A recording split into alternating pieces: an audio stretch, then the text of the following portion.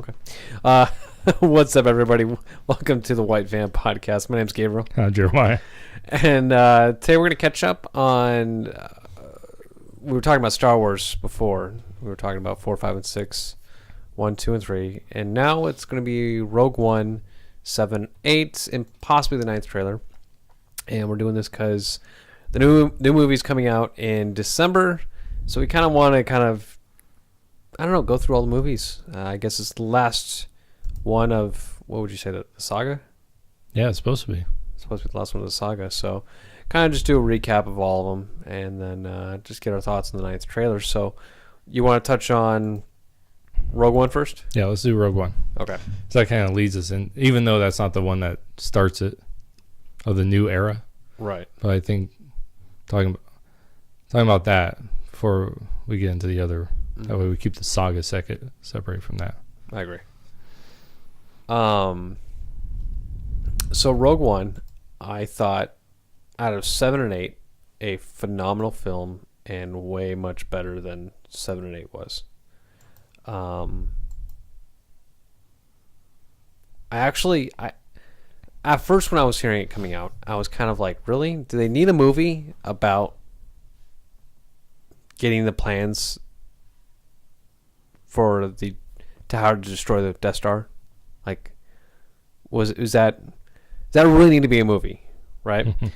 And then I watched it and I was like, actually, I'm really glad this was a movie. And who was the director of that? I don't remember. He didn't direct 7 and 8. No. And he should have. 7 was JJ. He sucks. And then Ryan Johnson. And he sucks too. And then JJ's doing 9. Oh, it's going to suck. Well, I disagree. So really? Oh, dude. Oh, man. let's talk about.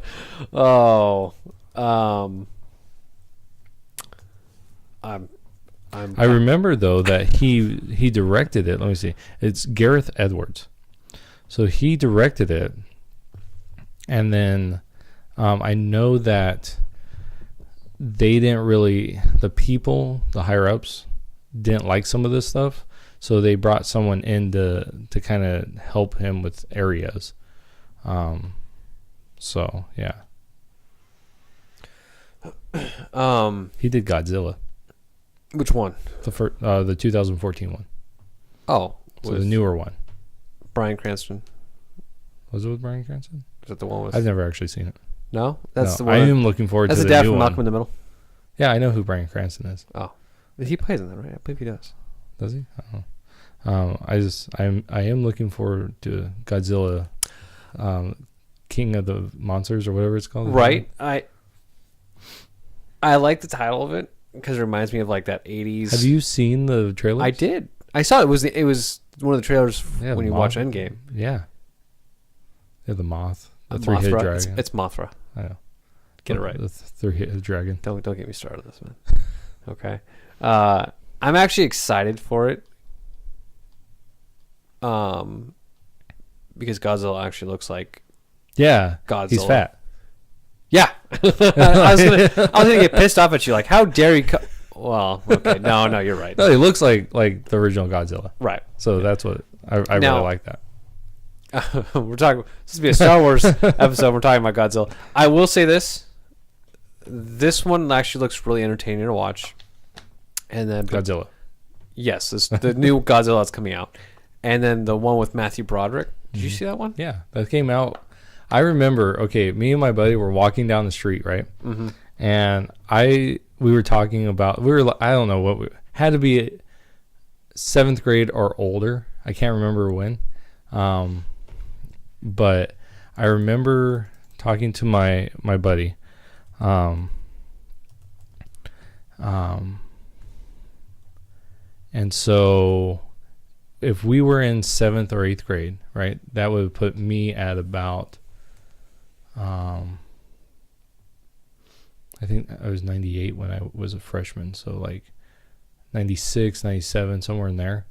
And we were talking about movies we'd like to see. And I tell him I would love to see a new Godzilla movie. And then like a couple years later, Godzilla comes out. I'm like, Were they watching me? How'd you like it though? For the time, I liked it. Oh, dude, don't. Yeah, like when it came out, I thought it was No, fun. I loved it. I I thought you were gonna talk crap about it. no. Looking back on it, it's not a Godzilla movie. You know, in the sense of the Godzilla movies. No, I understand that. I think it's like if Godzilla was real, Yeah. like if something like that actually happened, you know, which is the only plausible movie that would show an actual true Godzilla, I would be like, oh, this is fantastic. It was actually really, really well done. I actually liked it a lot, especially with the helicopters flying around the city and getting all destroyed by Godzilla. I thought that was the coolest. But This is a really good Star Wars. it's a good Star Wars talk. But this one looks more actual like Godzilla, the new one that's coming out. So I'm actually excited for that. I might actually see it in theaters. Yeah, maybe. Yeah. I might. So okay, let's get back on topic. So Rogue One. I was excited afterwards, after I saw it, and I was actually happy that they actually made a movie based on the story, linking, 3 and 4 together, or what happened in between. Actually, it wasn't really necessarily in between. Well, it is in between, but it's right before 4, essentially, right? Yeah. What are you doing? I just mess around. Yeah, it's right. So it's in between, but it's moments before 4. Right, so because it's right before they get the plan to. Yeah. Right before 4, and so it literally is right before. You could watch Rogue One and then watch Episode 4, and it's supposed to seamlessly go over. Doesn't really, but it's supposed to. Which actually, I think that's actually really brilliant. Yeah, I like the idea of. I like the idea, the overall concept of the whole thing. Mm-hmm. So. Yeah, because in the end, Darth Vader's up there, right? Mm-hmm. Yeah, I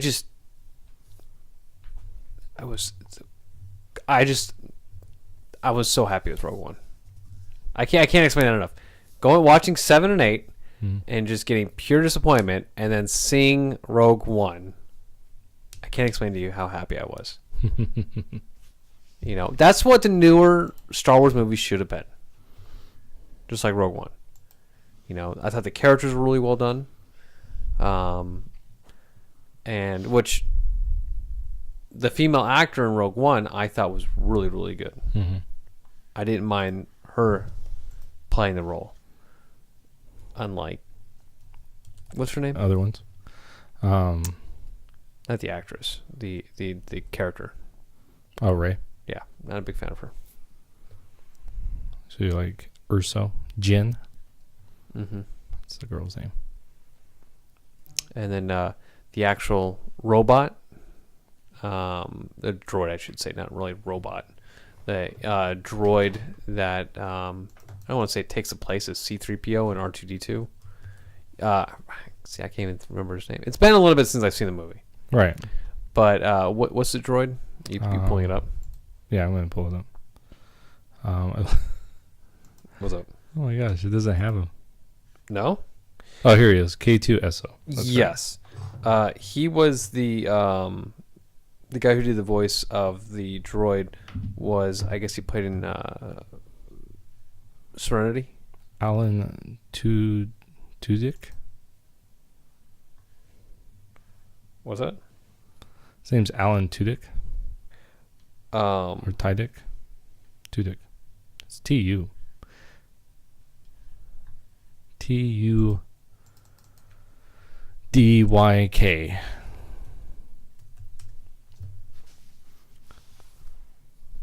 Oh, I love this guy. So if you ever watch some of his stuff, he's a comedian, right?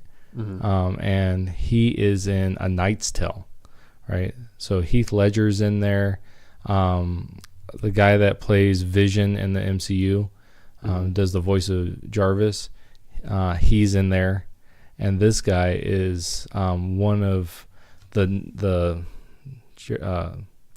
Ledger's Heath Ledger's friends, and one of his like little squires or whatever they call him, and he's so good because he has a short temper, and he tells the Vision guys, who's like he's the storyteller. He's the one that's actually telling the story.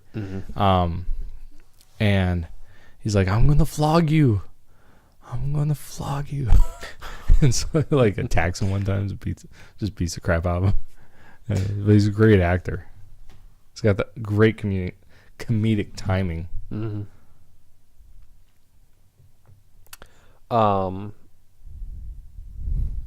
So what didn't you like about this movie? Well, okay, so I like the movie overall. Out of the 4 new movies, right? I haven't seen Solo. Okay, yeah. So that's why we're not talking about. Okay.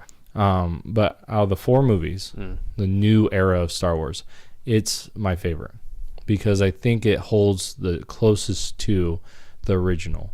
And I think they did really good with it overall. And I liked them going back to this place, that's has the temple of the Jedis, and getting into that, and that was really interesting. I was hoping that because it went 7, then Rogue One, then 8, I was hoping that in 8 we were going to get stuff from 7 and stuff from Rogue One, because I figured, okay, why are they releasing it in this order, right? And so I was hoping, okay, in 8 we're going to get a lot of this lore. Maybe they were harvesting crystals there, and maybe now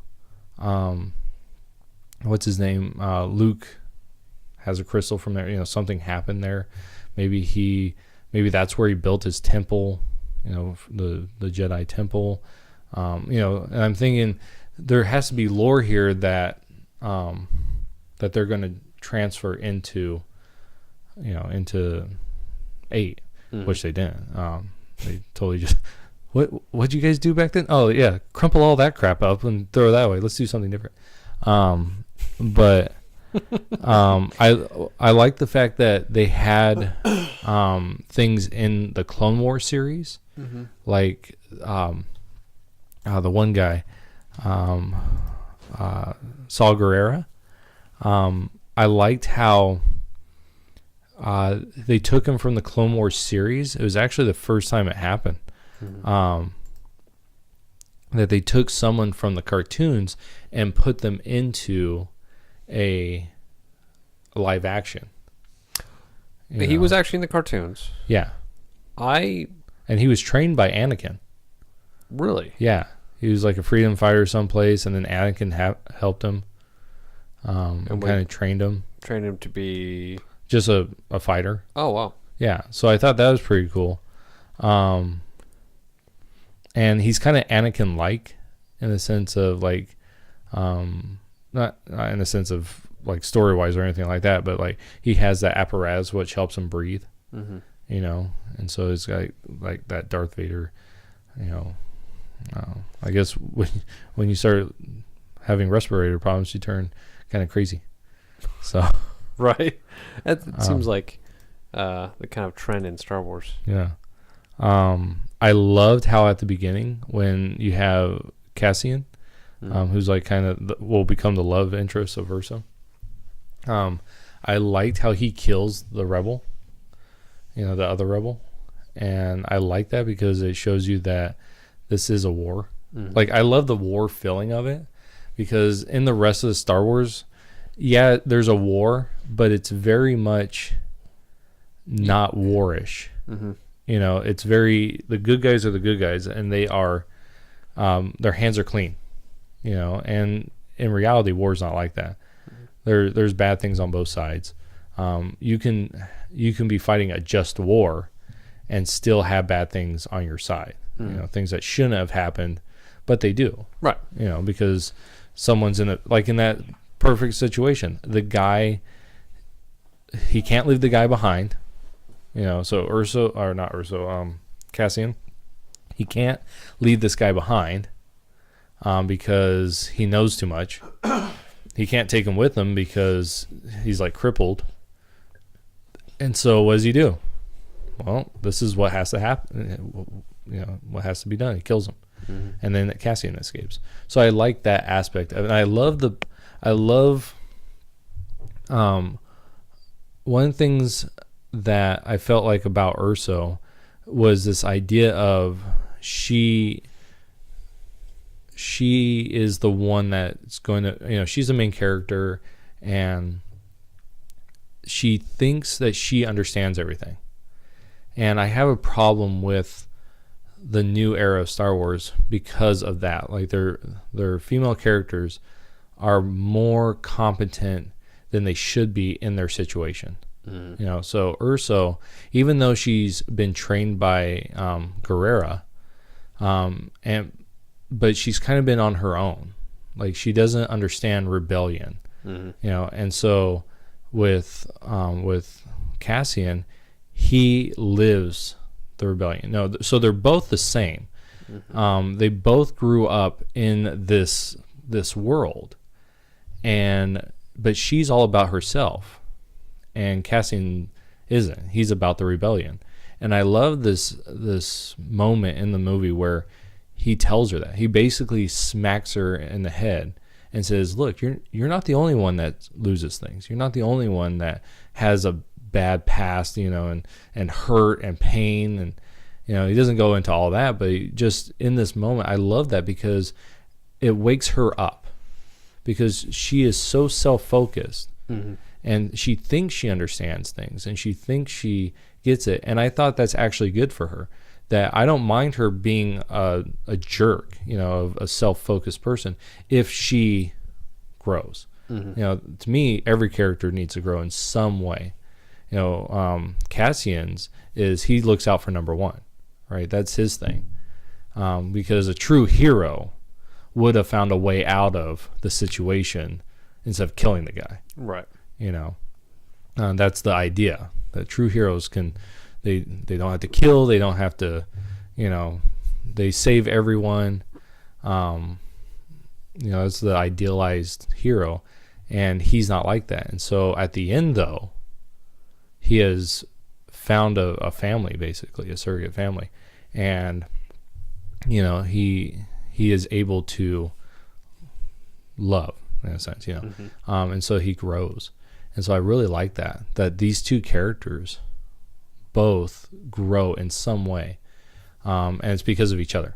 Like they grow because from each other, and from the people around them. But I really like that. I like that about that movie. Mm-hmm. Your thoughts, because I'm just going to talk. Yeah, I know, right? It's been a while since I've seen the movie. Looking back again, I really enjoyed it.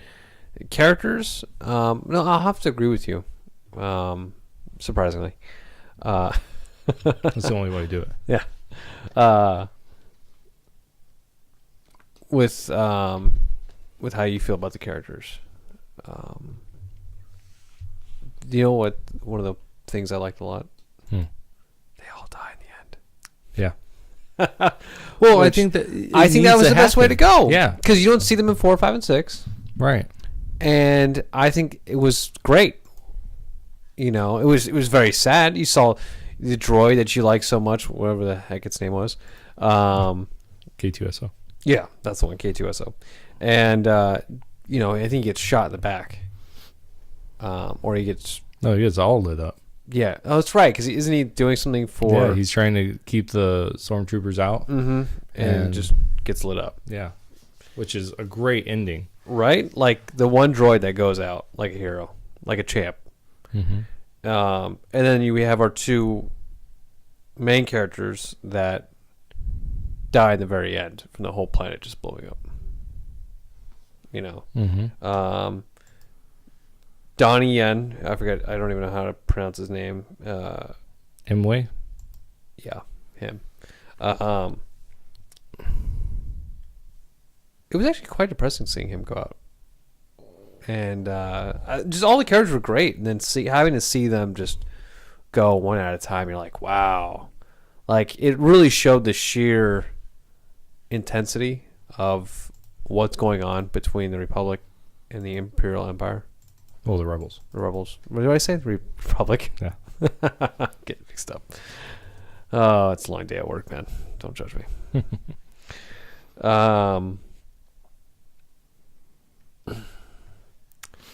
So, are you ready for? Did you have anything else? Yeah, I got tons of things on this movie. Oh, yeah. I thought so. They have a CGI of Tarkin. Mm-hmm. Which when it first shows it, mm-hmm. I didn't like it. Really? Yeah, just because I'm like, that's CGI. You know, like in my head. Mm-hmm. But after that, I was able to go past it and be fine.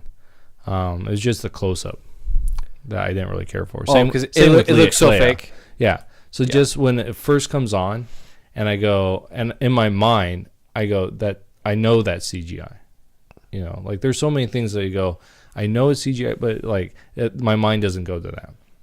With it went straight to it, and I'm like, ugh, like that's not very good. But after a while, I got used to it, and I was like, fine. The way I took it as, I'm like, okay, I know this is fake. That does look fake, but at the same time, I'm like, wow, they did a really good job. Though. Yeah. I'm not saying I was really surprised. I'm like, you know, but the same thing with Leia. Actually, I guess they did have an actor to do his role. Oh yeah, they have an actor to do it, and they just kind of map it. Right. Same with Princess Leia. Like hers was very like they're so polished. Mm-hmm. You know, there's not a lot. It's not as real, you know, as like your regular skin, and so it's a little. I'm seeing the actress who did Princess Leia. You know, just for that, it's kind of depressing. But I liked. So just to go through this, I liked Donnie Yen's character. I like the idea that you have the two guys, right? Mm-hmm. Him and his buddy, Baze. That they were opposite ends of the spectrum. Mm-hmm. You know, one still had his faith, the other one lost his faith, and then the other one gained his faith. I see that's another one of those things that I was hoping they were going to pick up on in the other films, you know, in like 8. This idea of I and the Force are one type of thing, like that, and they just threw it away. I thought that was such a good thing that they could take from that movie in the movies, you know, and really go into that, and to me that would have been a better thing for, you know, Luke Skywalker when we talk about that. Just the idea that he didn't go away because, oh, poor me, but he went away because he was becoming one with the Force. You know, would have made a lot more sense. But one thing this is kind of a little political thing. I don't know if they did this on purpose or what. In Rogue One? In Rogue One. There's only 3 white men that are main kind of characters. One of them's a general, and he is the one that says, kill Urso, right, the dad. The other one is Urso, the dad. And then the other one is Mendelsohn, Krennic. He's the other guy. That's the main guy. And so you have one. So all 3 of them are in bad light at one time. 2 of them redeem themselves. Like Urso redeems himself. And then the general eventually redeems himself by sending the fleet. But I just thought that was interesting. And then all of the main characters that are the good guys, Urso's white, but she's female, which isn't a bad thing. But everyone in there is of a different ethnicity, except for, of course, K2SO, who's a machine. I just thought that was interesting, which I don't mind. I like the diversity, and I don't think it was pushed. Well, and that's what I like about it. There's diversity, but not pushed. Right. And I think we see that the opposite in the other movie, 7 and 8, where we see diversity, but it was more pushed, which made a crappy movie. Crappy characters, I should say. Well, I don't know if that's why it made it crappier, but I think it added to it. Yeah.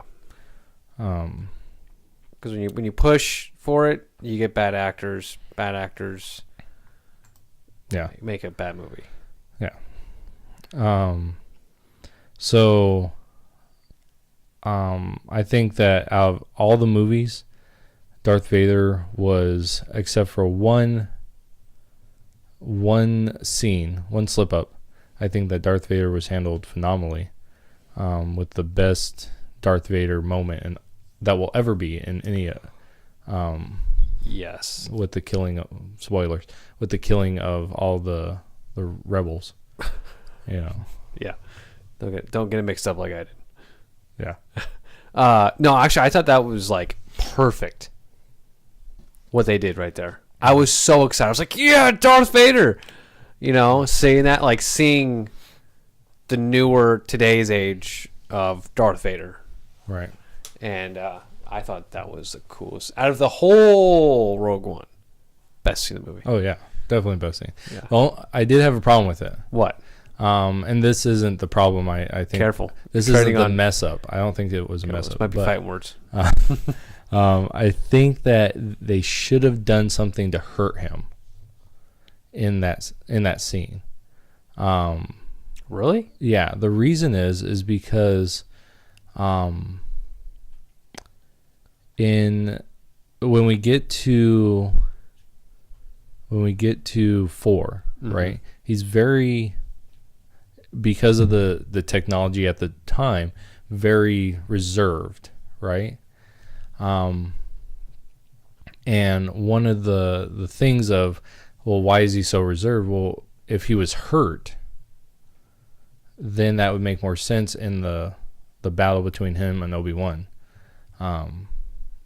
They would have that battle, and he would be more reserved because he had been just hurt, And it's not that he would have been necessarily hurt by whatever, like the rebels. No, he could tear through those guys. But what if a ship hit him? Because there's a big battle, right, going on. What if a ship collided with his ship? And so that's why, he kind of gets hurt. And you see him, at the end, it's really cool. The scene's really cool, and so you don't think about it. It's just, oh, man, Darth Vader's so cool, But if a ship would have ran into him and he kind of was thrown and, then in the next one, you could think, okay, that's why he was so reserved in his fight against Obi-Wan. It would just give something to help that scene, because the scene's so stiff, So that's that. So I wouldn't mind if they did that. I don't mind the scene. I mean, I love the scene, but if they would have done that, that would have given more credit, or not credit, but more reason for later on. I don't think it distracts, but it just could have been something. The scene I think they messed up on was when he's choking Krennic. He's like, don't choke on your ambitions. I think that was... I don't think it's out of character for Darth Vader. I think he has that in him. That kind of really, really dark humor. Yeah. Yeah. I don't think they should have used choke. They should have just had him choking and just said, don't be too ambitious. Just something simple like that. He doesn't have to crack a joke. He's just, don't be too ambitious. Just a slight little less humor, and then that would be perfect for him. Yeah. And then he can just drop him and walk away. And that would have been more. I'll agree on that one, but not in the other one. I think you're wrong. Definitely wrong. Well, I that's why I said I don't. No, I know. I don't think it right, needed to be exactly. Okay. Just give me this one, Jack. Okay. Because I think it was perfect. I think it's like, boom. We're ready to show you the strength, the all out of just Darth Vader, just him just annihilating. which ends up bringing into the fourth movie, and it shows why he just chokes a guy real quick and just kills him because he's so angry. Yeah, I'm fine with that. Well, no, but how can I put it? Showing today how, because we don't have any like newer movies today with the CGI that we have, and nothing with Darth Vader. When Anakin died in 3, not die, when he got injured in 3, man, I'm tired. Well, he died. Well, in the Star Wars universe, he died in a sense. Yeah. From a certain point of view. Yeah. Did you see that? Did you? What? Did you see that Robot Chicken episode? I might have. I'm going to show you a video after this. Is he's like... They're singing a song. Oh. I don't know. I might have. I don't know. Oh. You said something like that was like... Well, that's the joke that... Like, he was my dad. Like, well, sort of. From a certain point of view. Yeah. But to see the way Darth Vader actually, could be with today's CGI and everything, it was just phenomenal. Because seeing it back in 4, it was cool, but it wasn't like watching it at the end of Rogue One. You're like, wow, like it just made Darth Vader look so much more better. And that's why I didn't want to see any kind of weakness, nothing that's like that would hinder him, even just to the slightest. Are you ready for 7? Yeah. Are you sure? Did you have anything else for Rogue One? No. Overall, I thought it was the best of the 3 new one, or the 4 new ones. Just overall, I thought the characters were good. I thought Krennic the villain was a little over the top, and again, we talked about how in the original trilogy, all the evil characters were very much in control and everything. Krennic wasn't. And I think it was nice to see him, him against Tarkin, him against Vader. Like that shows you that this is the type that's not going to do well. This is why these other two are in command. But at the same time, it's like another yelling villain. I was watching, I think it was Honest Trailers or something like that, and they were talking about 90s villains and how they just all scream. It's like that's what the new movies do. Their villains are screaming villains. You have of course you have Krennic, and then you have Hux, which is in 7, and they're just screaming villains. Kylo Ren is in that vein. So yeah. But yeah, we can move on to 7. Okay. Are you seriously ready for this one? Yeah. Because we talked a half hour on that, so probably 20 minutes because we talked on Godzilla. So. Yeah, right. Which we should probably do a podcast on Godzilla too. So episode 7. It sucked. Okay, episode 8. You ready for that one? 8? Yeah, I said it. 7. Episode 7 sucks. Don't watch it. No. Let's go back to that. Okay. Yeah, why is this suck? So I'm gonna start off the movie right after the credits, because the credits are always fantastic, or the intro sequence, not the credits. And you have this scared stormtrooper, and it was so, when I was watching it, and I was kind of excited. I was like, oh, new Star Wars. I'm kind of excited to see this. Wonder how this is going to turn out. Sit down. First scene plays out where the stormtrooper is like shocked. He's got his dead friend in his hands, and he wipes the blood on his helmet. He's like, it felt so cheesy. So cheesy. I think one of it's because the lack of emotion you can see from the stormtroopers. Because you can't see their face. but it just felt so cheesy. So cheesy. And it didn't make sense because later you hear about his job Right. as a stormtrooper, and you're like, why are you there? Like, the story doesn't make sense with him at all. And you're out here, and you've had all this. Well, you should have had a lot of training, Well, to a certain extent.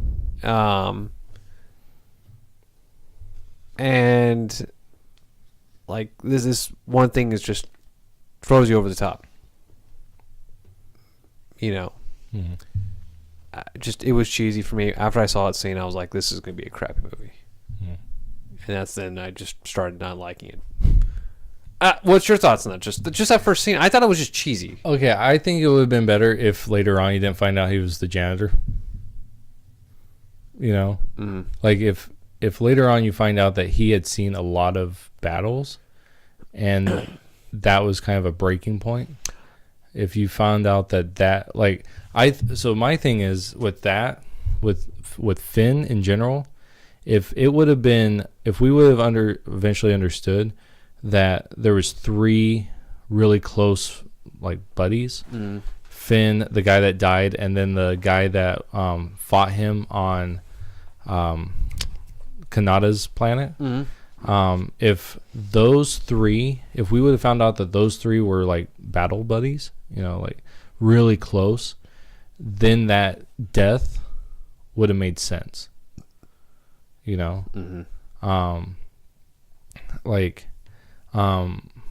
Even if they, I mean, Star Wars doesn't do flashbacks, but it almost would have been something like, even if like those 3 were together on the ship, and they like before the fight, and they said something like, to the end, or something that would show their friendship. Yeah, that would have showed their camaraderie, and then the guy dies. And then that would have been emotional for the audience because it's like, oh my gosh, like, I would agree with that. Yeah, but the death, the way it happened so quickly, I didn't think it was cheesy. No, I thought it was like the way the hand comes up. Yeah, like it just felt cheesy. The acting. I think it should have been on the chest, if anything. Right. Because the whole going onto his face. Right. Just like grabbing him, like on the shoulder or on the arm. Or, just trying to grab his chest. Maybe from like a shot, like a laser blast happened, and the blood gets on him. Right. Which another thing is, it's a laser, and it should cauterize. Right. So there shouldn't be any blood. Right? Exactly. Let's bring science in this now. Right. If we do a laser lightsaber, it should have been going and going and going. Yeah. But... to me, the acting just felt cheesy. Like, and after I saw that first cheesiness of acting, I was like, this is going to be a crappy movie. Because that guy's going to be one of the main characters. Lord help us. And I just... That, from right after I saw that, I'm like, this is going to be awful. I want my money back. I didn't care about the movie anymore. Yeah. So yeah, that didn't impact me that much. Yeah, it was when you're first starting to watch the movie, I'm sitting there all excited, and then a cheesy moment happens like that with poor acting for a Star Wars film. I don't want to see that. Yeah, but you know what? You could say that about Episode 4 with Luke. That's fighting words. No, seriously. Like, if you go back and look at his scenes, they're not that good. Oh, I'm not gonna lie. You're right about that a little bit. But this one, like in the day of age we are in of acting in Hollywood, it's worse. They could. There's a way to go ahead and there's awesome actors out there who would have taken up a better role than Finn. Yeah, but they were trying to go with a nobody. Right. Like they did in the writing first ones. Should have been better too. Well, seeing how big this franchise has gotten. Yeah, the writing could have been a lot better. Oh, I understand. No, I have problems with it too. And there should be no excuse for that. So seeing how cheesy the first one was, just the first scene, to me, It should have been better. I'm very disappointed. Okay. Let's keep going. Yeah, next scene. Next scene. We're gonna go scene for scene with this one. Yeah, we are.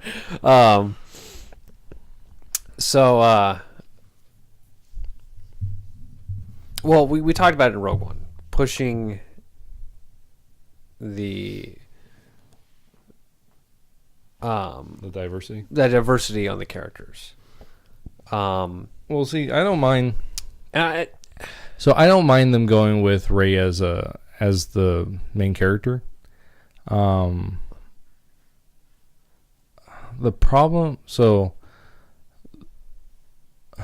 I have with all of them is in the original series, you have this growth, right? So with Luke, you had the not spoiled, but the whiny kid at the beginning and at the end. He is a hero, and it's because he's unlocking these talents along the way, and he's being opened up to a bigger world, right? With Rey, I wish that would have happened. She's so powerful. Right off the bat, she's powerful. Yeah, she can take on guys with her staff. While they're on Jakku. She's, I love that she's a scavenger. I love that she's an orphan. Because it's Luke's story, but it's not Luke's story. What? No, I was going to tell you about something I really hate about this movie. Go ahead. Just the fact that Luke had the upbringing, right? Even though he's an orphan of his parents, but he's not an orphan. He has his uncle and his aunt, and then he loses that, his only family. Where she doesn't have that. Her family is the guy that's a jerk to her, the alien. And so, I like that. You can, the Force is a plot convenience, for a lot of stuff. Mm-hmm.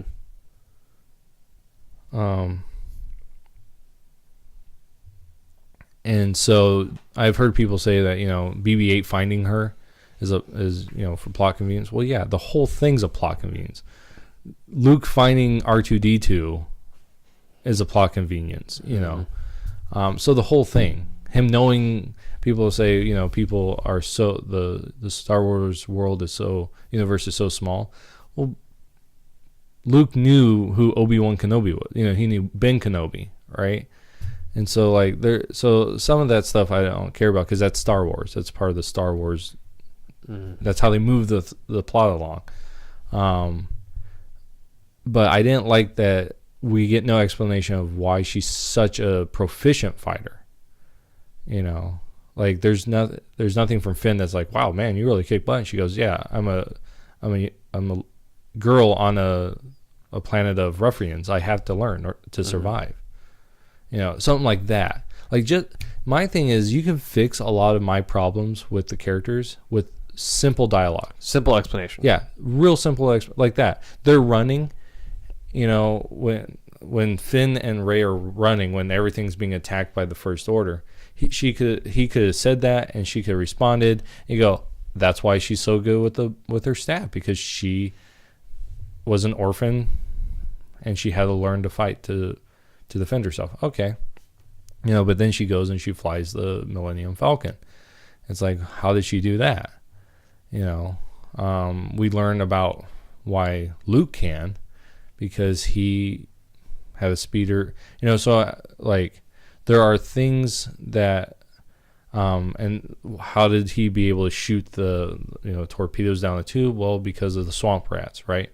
Or whatever they're called. Mm-hmm. I don't think they're swamp rats, but something would have been helpful for her to say, yeah, I've tinkered around a lot of ships, and so I pick up a few things.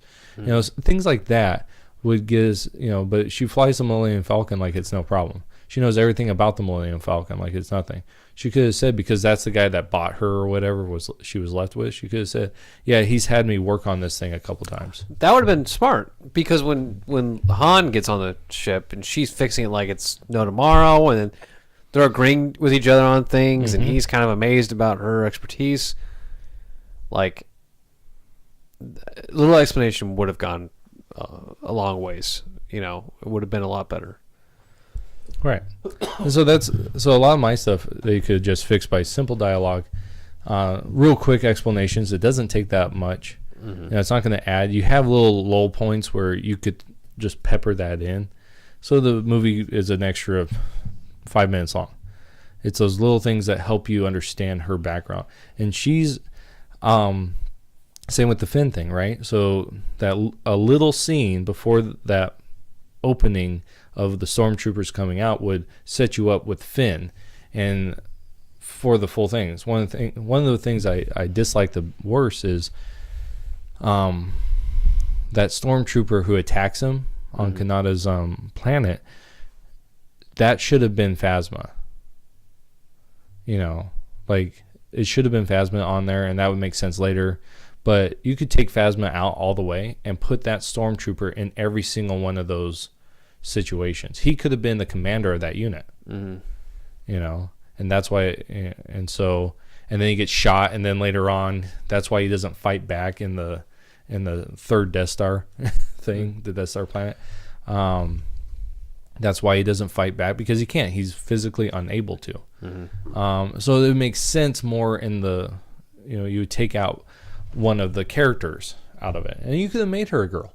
You know, you could have had that same lady in that role, and then in the next movie had her be the silver, right? Because now she's been promoted, say, right? Because she's a valiant warrior or whatever, you know, and now she's in this heavier armor, so she can't get hurt like she did before, you know.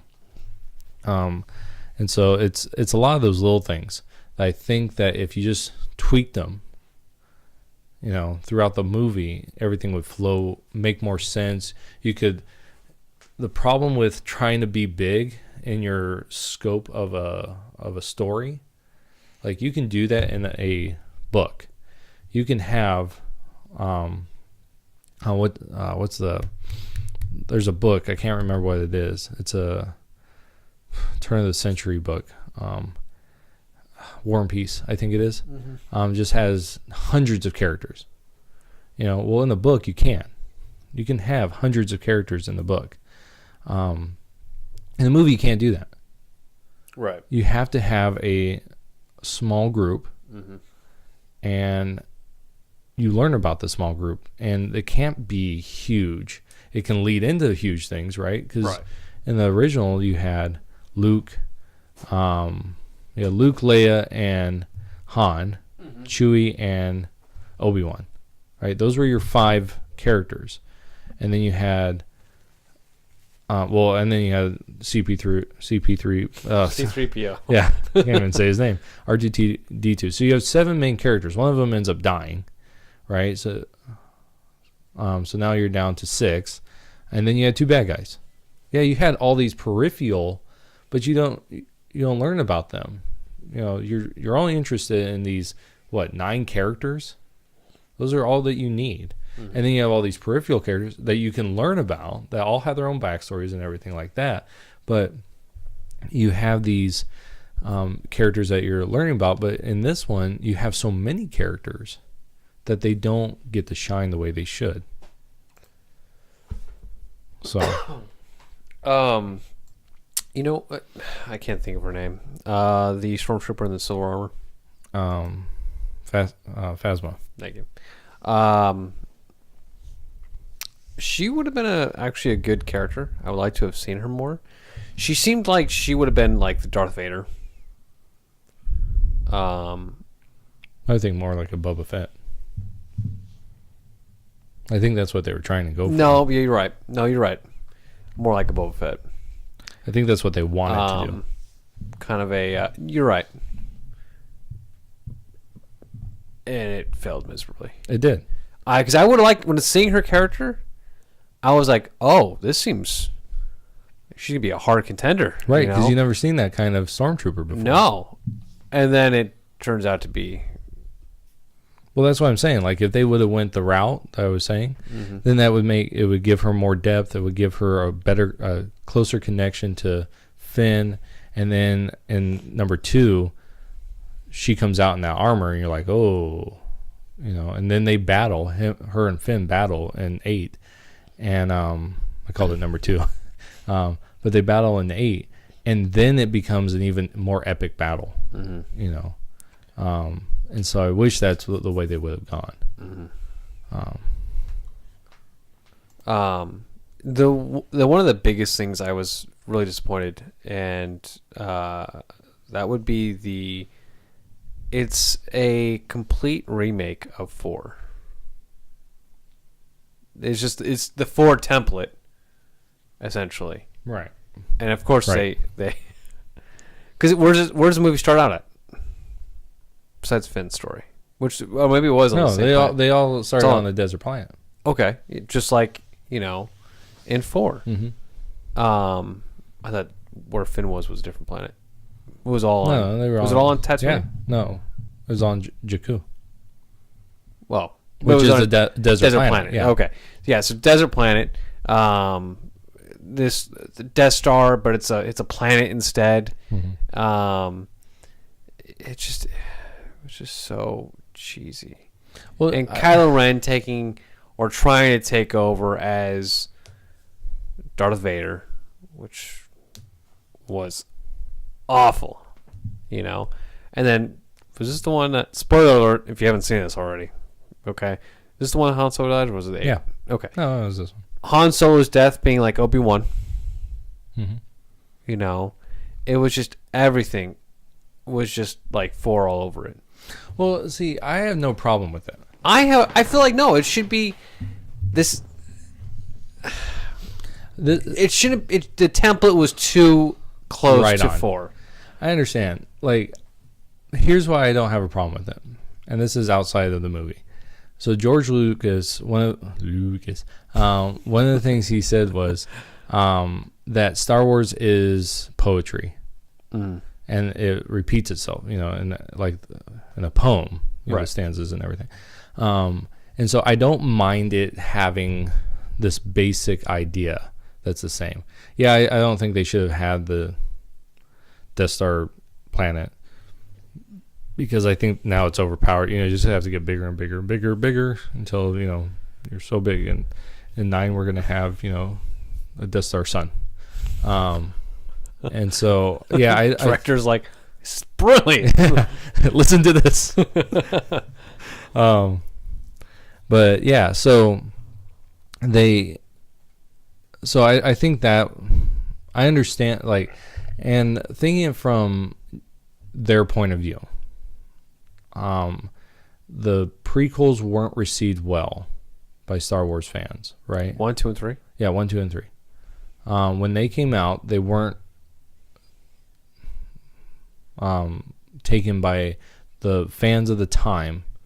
They weren't accepted, really. The people that grew up with them is the same with the original Star Wars fans. The original Star Wars fans that grew up with the original loved them.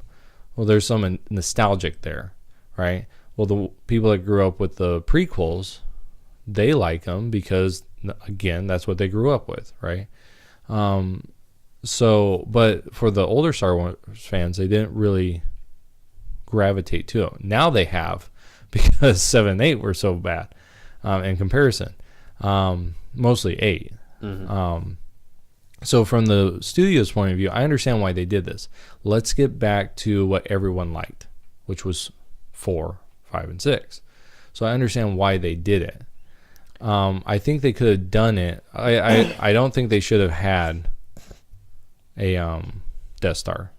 They should have done something else. A fleet base for the First Order, or made it more of a map, searching for not just searching for a map, but searching for Luke. Not just we're all trying to get this map, but actually who can get to Luke first, type of thing. So I think that would have been a better thing. You need a battle at the end. I think you could have had a great space battle, maybe over the planet where Luke is, or wherever they were. Have a great space battle, and that's and they're trying to get what's her name out of there, Rey. And they're like, all we need to do is get Rey out of here. We have the map. Get Rey out of here so she can get to Luke. And that's the whole thing. They're trying to get her into a ship, into hyperspace, and they get damaged, and they take some time, and then you have Poe come along. He's like, I got you guys. We'll take care of the we'll keep everything off of you. Something like that. Instead of the Death Star. So yeah, I think so. The Death Star, I think they should not have done. I don't like Poe very much. He's trying to be a Han Solo, right? This cool guy, and he's awful at it. I don't think he's awful in the first one. I liked him better in the second one. Really? Yeah. I thought his character was horrible in 8. Well, maybe they're close to it. Maybe they're just because in the first one, this is what sucked. This is bad. This is what I'm talking about, like character growth. Like in the first one, all you get is he's just a fly jock. Like that's all he is, right? Which I'm fine with. I'm fine with him just being that, because if you think about it, in real world pilots are very self-assured, and they have to be, right? You have to be the type of personality where you are the best, or you're driven to be the best, right? Because you're up there and you're going one-on-one with people in your plane, in your jet. So you have to have that drive to be the best, or else you're going to die, right? And so I don't mind Poe being that kind of arrogant, kind of narcissistic. That's fine with me, because that's his character. That's the type of person that would be in that role. He's the commander of his squadron. So I'm fine with his character. What I'm not fine with is the way they changed it in 8. His character was changed in 8 in a way that completely subverts the character growth of the character. Because I think Leia can be like, okay, it's one thing to be a pilot and be a very good pilot. It's another thing to be a leader. And talking to Poe, you need to learn what it means to be a leader. Because you have it in you. This idea, putting those seeds in there. But so we can understand, that's where his character is going to grow into leadership. He's going to be the leader when Leia's gone, say, or at least rising in the ranks. So I don't mind his character. This is the thing about 7. I don't mind where everyone's at, because I'm hoping that in 8 they're going to grow. They're not going to be stuck there. With like Rey. Rey, she has all this power. She has all this power. Why? Right. And I understand the development of a character, through the movies. Luke was obnoxious in the beginning, 4. And then 5, he got better. And 6, he was like really good. Everybody liked Luke. But I shouldn't have to hate the character right off. I understand Luke was annoying. Why he wasn't my favorite character in 4. But I didn't hate his character. In this one, I did not like Poe. He was just obnoxious. I'm trying to be the cool guy was just too much. You're not a Han Solo. Again, yeah, but same template, dude. Same template. You're comparing, I think, too much to Han Solo. Because it's because they still have that template of 4. If they got rid of that template, or at least they got some of the generic basic stuff of what 4 was, I'll be okay with. But it was so close. They tried getting a Han Solo character, so we'll pick Poe. Yeah, they had a Han Solo movie, but they wanted a new one, so we'll get Poe. We'll get a Luke character, and it's Rey, and Finn. Where do you? She's Leia. He's Leia. Yeah. But see, I think you're not judging the movie by itself. Like, which I think you should judge it within the whole context of the whole series, but also what they're trying to do within the movie itself. Besides making it bad. Well, I know what you mean. I know. I let me give it a plus. It was over. There's an ending to it. Yeah. Actually, when I saw the Millennium Falcon fly, I thought that was the coolest thing. Yeah. Because seeing the Falcon fly in CGI, I thought was the coolest thing to watch. I was like, "This is awesome!" Like, you never saw the Falcon fly in 4, 5, and 6 like with what we have today, right? So seeing it like that, you're like, "This is sweet." And that was it. Just a little flight scene in the beginning when Rey took over. Well, see, and that to me would, if they would have done something to where the story had it to where it likes getting beat up, and then the Poe and his squadron comes around and helps him out and everything. I thought that would have been better. BB-8's pretty cool. Yeah, BB-8's probably the best character. Yeah, best character development. Best personality for sure. No, a droid that just beeps is the best character. They got the droid so far very good in the new era. I thought that's the best thing they've done. Yeah. So. Kylo Ren. Okay. Let's talk bad guys. So, I like the idea of Kylo Ren. You like the idea? I like the idea of Kylo Ren. Han Solo's son? Yeah. I don't mind that. I like the idea. I like the turning of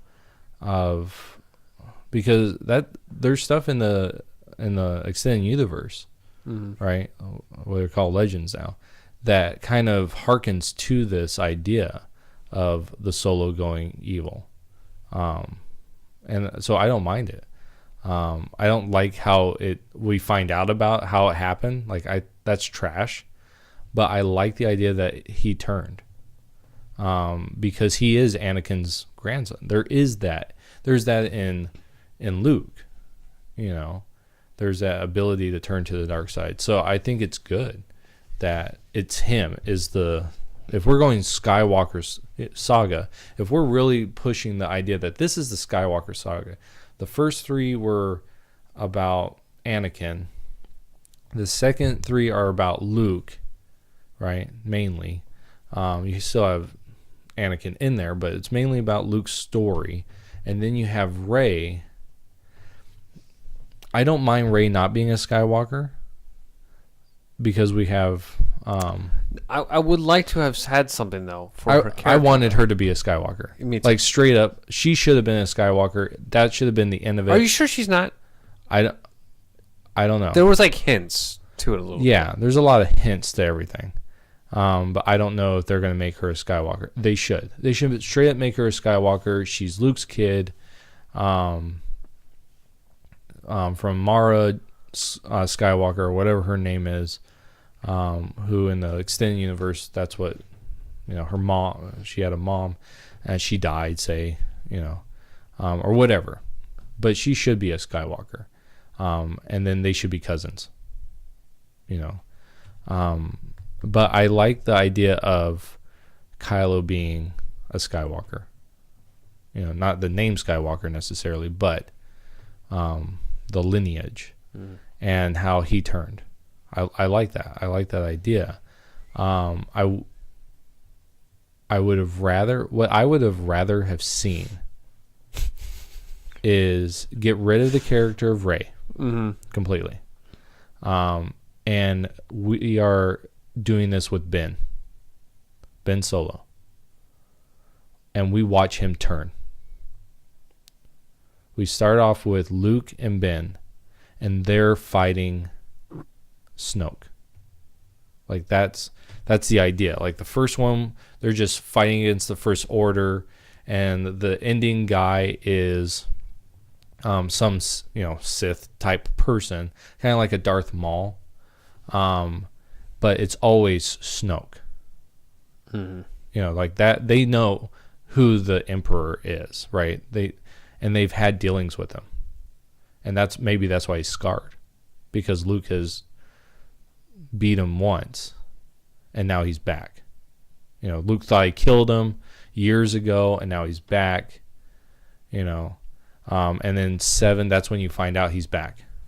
Like Luke's like, oh my gosh, he's back, and he's more powerful, and now he has an apprentice. And so they're fighting, and say, something happens, right?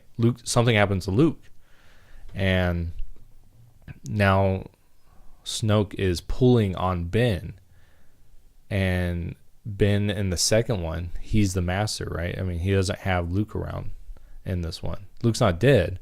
We think he is, right? But he's not dead. But Snoke pulls Ben to the dark side in 8. Mm-hmm. And you end 8 with Ben turning, right? And you could have them have Rey. You could actually have Rey in this. And they found her on Jakku, right? They're the ones that found her on Jakku because they were investigating something. This really powerful artifact or whatever it was. Whatever the MacGuffin is, the point of the story. Mm-hmm. And they find her, and Luke's like, man, she's really powerful in the Force, and so she brings her on. And then when he dies, right, his apparent death in 7, like his master, Obi-Wan. And you could have that kind of, not beat for beat, but that rhyme of a poem. And then Kylo, or Ben, he takes her on as his apprentice. But then in 8, he falls to the dark side, and now it's just Rey. And it's like, Rey's like, oh my gosh, what do I do? Luke's dead. Kylo has turned. And, and so she gets a Force vision from Yoda or something like that. Go to this place. And then that's where it ends, right? Ben has fallen, and Rey has no idea what to do. And she goes to this place in 9, and there's Luke, and he's just beat up. I mean, he's almost dead basically. And he says, I'm going to finish your training, and then we're going to go, and we're going to finish this. And then in 9 is where they take Luke and Snoke die together. Mm-hmm. Luke kills Snoke, but then he gives up his life, right, to save everything. The hero goes out on this huge triumphant. And we're gonna have someone walk in a little bit, probably Jeff, because that's what he likes to do. But then he comes, and then Rey kills Ben, and and then that's where it ends. And it's now Rey is the last Jedi. Mm-hmm. And that could have been the title of the third one, The Last Jedi. And it's because she was trained by Luke, trained by Kylo. And now she's the last. And that to me would have been a better saga. Mm-hmm. But they try to shoehorn in everything, and without giving us any explanation for anything. I mean, heck, I just explained to you like my version of the Star Wars trilogy in a couple minutes. I don't think they did that with these movies. Mm-mm. I think that they said, here's an idea for 7. and then they waited, and here's a new idea for 8, which doesn't make sense with 7, and now they're going to have to fix everything in 9. I think that's going to be a problem. I think it's going to be a big problem. Actually, be kind of nice to have any Skywalker lineage to be just killed off. Well, and then in that case, you don't need Rey to be a Skywalker. Well, no, they should both die. Who? Rey. Well, that's no. I think in my version. No, I know. In my version, everyone dies. Well, yeah. Well, you need something to continue on the story. Right. That's why I'm saying if Luke dies and Ben dies in that movie, then the Skywalker saga is done. They brought balance to the Force. Right? Like, Luke tells her that, okay, so say 4 or 5 years have gone by, right, between 7 and 8, right? And then 4 or 5 years go by, 8 and 9. And Luke tells her, in these last couple of years, as I've been healing, I've realized that we need to be gray Jedis, right? Let me show you how to do that. And then, so you could, you know what you could have ended on in 8? Her finding Luke and him saying something like that. And then he's like, let's do this together.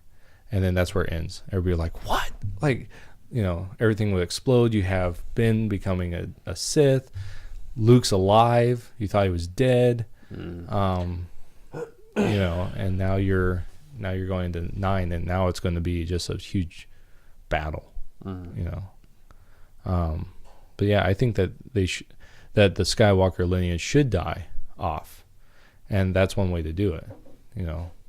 And so, but I think they've done a horrible job with it. Which I think Snoke could have been a great character.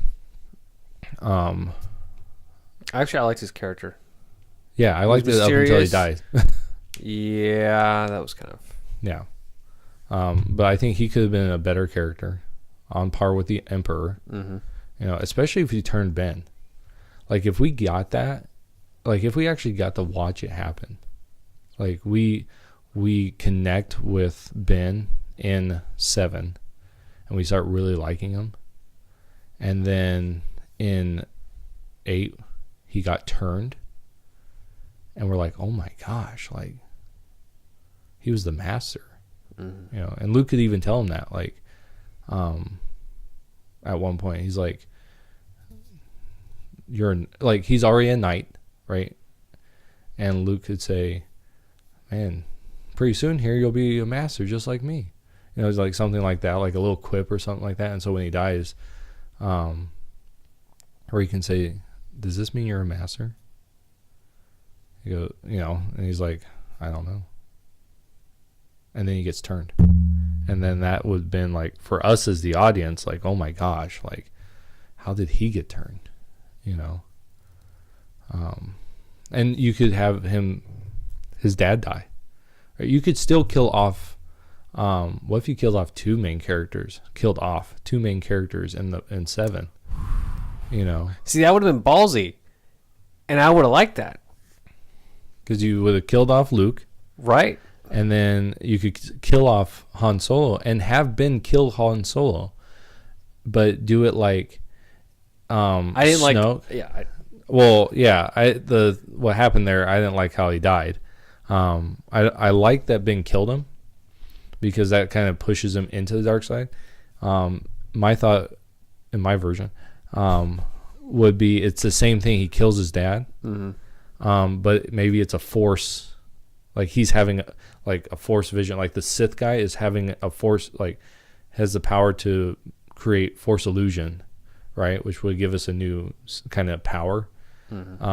And he's when he's attacking the Sith, that's not the Sith, that's his dad, and he cuts down his dad, and then he just stands over the body, and that like breaks him and his anger and his hatred, which will eventually lead him to the dark side,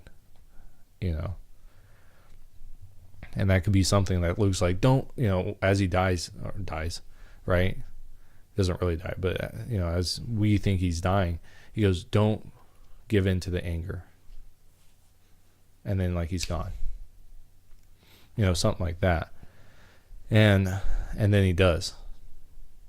To me, that the character of Ben would have been so much better for us because we would have invested into him just to have him turn. We would have felt sorry for him killing his dad because he killed him, but that wasn't what he wanted. He never intended to kill him. Like in the original 7, he does intend to kill him. He doesn't. He's conflicted, but he kills him, and it's like, okay, that kind of pushes him. Yeah, but that's not satisfying. My problem with these movies is they don't care about the people that are watching them. They're like, we're going to make a movie, and we're not going to care about how to bring people into the movie that love these characters and to give them something that they're going to love.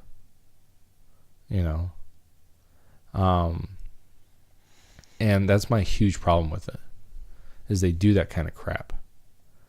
And instead, let us invest into the new characters and have them let us be with them on their journey. And then when something dreadful happens to them, everyone feels it. Right. I agree. Concur. I concur. Okay. Let's I was kind of excited at the end of the movie. Also kind of depressed though, because I was like, finally I get to Luke. I'm excited to see Luke, and then you don't see him at all. Mm-hmm. And you're just left with this.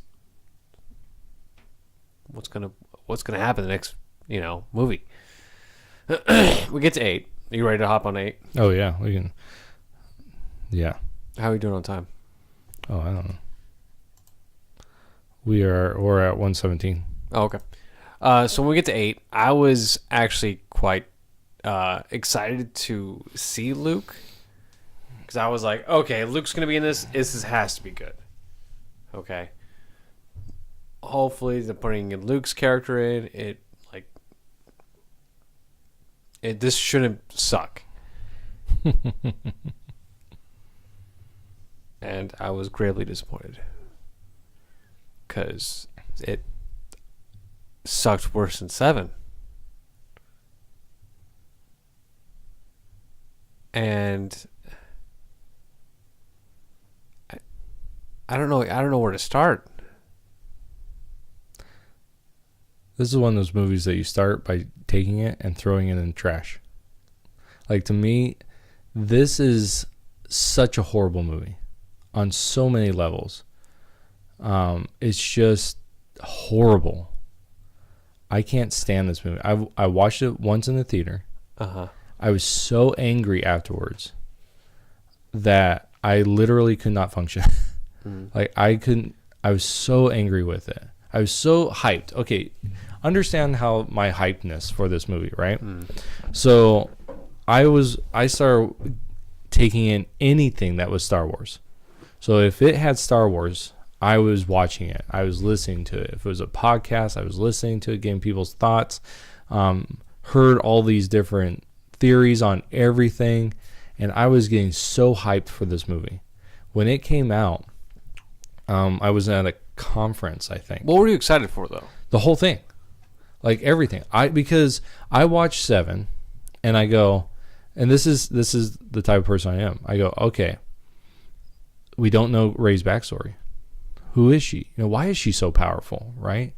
How was she able to overcome the mind trick that Kylo did to her? All these things. Like, I'm like, okay, give me stuff. Give me, answers to these questions. Who's Snoke, right? Finn, Phasma, Hux, all these different people. What are the ramifications from a giant planet being destroyed, right? What what are the ramifications of Han Solo dying? You know, where has Luke been? What is all that about? Everything about it. I'm like, I am so hyped for this movie because I'm going to get answers. I might not get all my answers, but I'm going to get answers to some of those things. And all of my problems with 7, like even if I didn't change anything about 7, could be answered in 8. I agree with you because that's how a lot. My answers were more focused with Luke because I was hoping Luke's character would answer a lot of what 7 was. Right. And so I'm on the boat with you. We're in the boat together, the same boat, going into 8. Right. Now, continue on what you were saying. Okay. 'Cause I wanted to set up about how our expectations were from 7 into 8. Right. I was looking forward to this because of Luke, and of course you had other things you were looking forward to. But okay, you're watching the movie. Go. All right. Action. So they start out, Uh-huh. and they have the bomber scene, which a lot of people they're like, oh, you can't have bombers and everything in space. Okay, whatever. I'm just give me stuff, and then you have, and this is where I think Poe's. I don't mind Poe getting a lot of people killed in it. Like, I don't mind it that he gets a lot of people killed because that speaks to the narcissism, right? I know what's right? Mm-hmm. One of the things I did not like, the opening scenes with him, and it's like this childish banter or childish jokes, like at Huck's expense, which I thought they did horrible with Hux. I thought he was going to be like a Tarkin, and he ends up like a fool. And just everything about anytime Hux is on the screen, horrible. And then Poe has these like childish, things with Hux, and it's like that whole thing was just crap. But then you get, he gets people killed, which I think is good for the movie. It's good for his character because now he has somewhere to grow from. Mm-hmm. He has a catalyst for growth. Like, it's something that, sorry, dude, you've lost your command. You got to earn respect back, right? You got to earn this stuff back. You can't just, the chain of command is there for a reason. You can't just do whatever you want, right? And I thought that's good for his character. How it eventually ends up is crap because he doesn't, he goes off on his own, he's pushed into the situation where he has to disobey orders again, right? Because the admiral that gets put in charge, she doesn't tell anyone anything. She should, like, say that you get into the situation and they're like, you're going to be demoted, right? So he's not as high as a general, right? Say, what we got? General, we're looking at Major, Lieutenant Colonel. Yeah, so say he's like a lieutenant colonel. You think Poe's that high? Well, I don't think so. I think he's more like a captain. Not even that. Well, I think he'd be higher than a captain. So Major.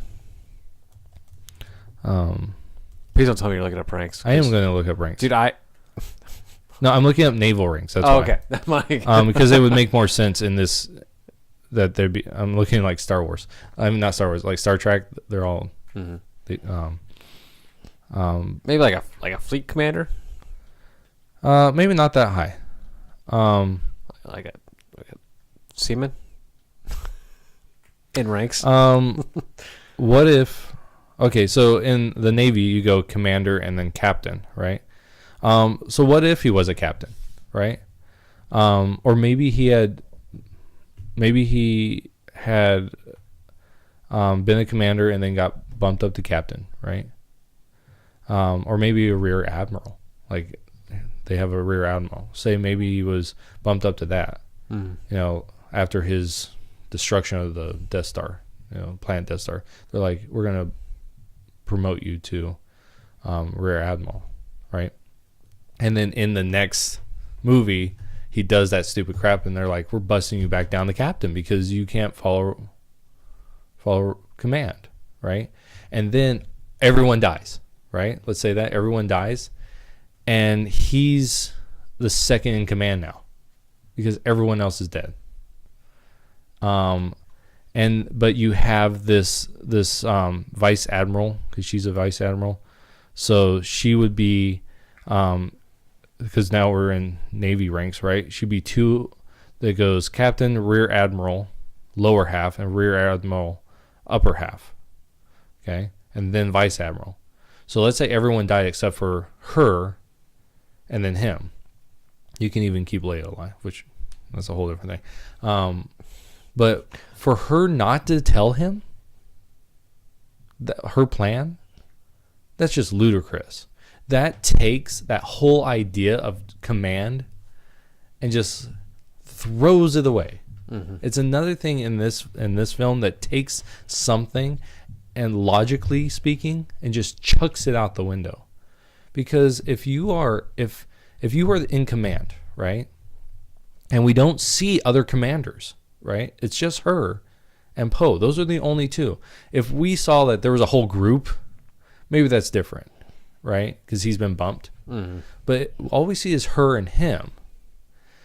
If that's it, if I'm in command and you're my second in command, I'm going to tell you my plans. So I can tell my Joes. Right. Well, whatever information they need. Right. Or what to do. So now you're not going to give me orders. Clear orders. I can't functionally do what we're supposed to do. Right. Because we have no direction. Right. And so that pushes him into, well, she's nuts. I have to figure out a way to fix this. But he's not learning command.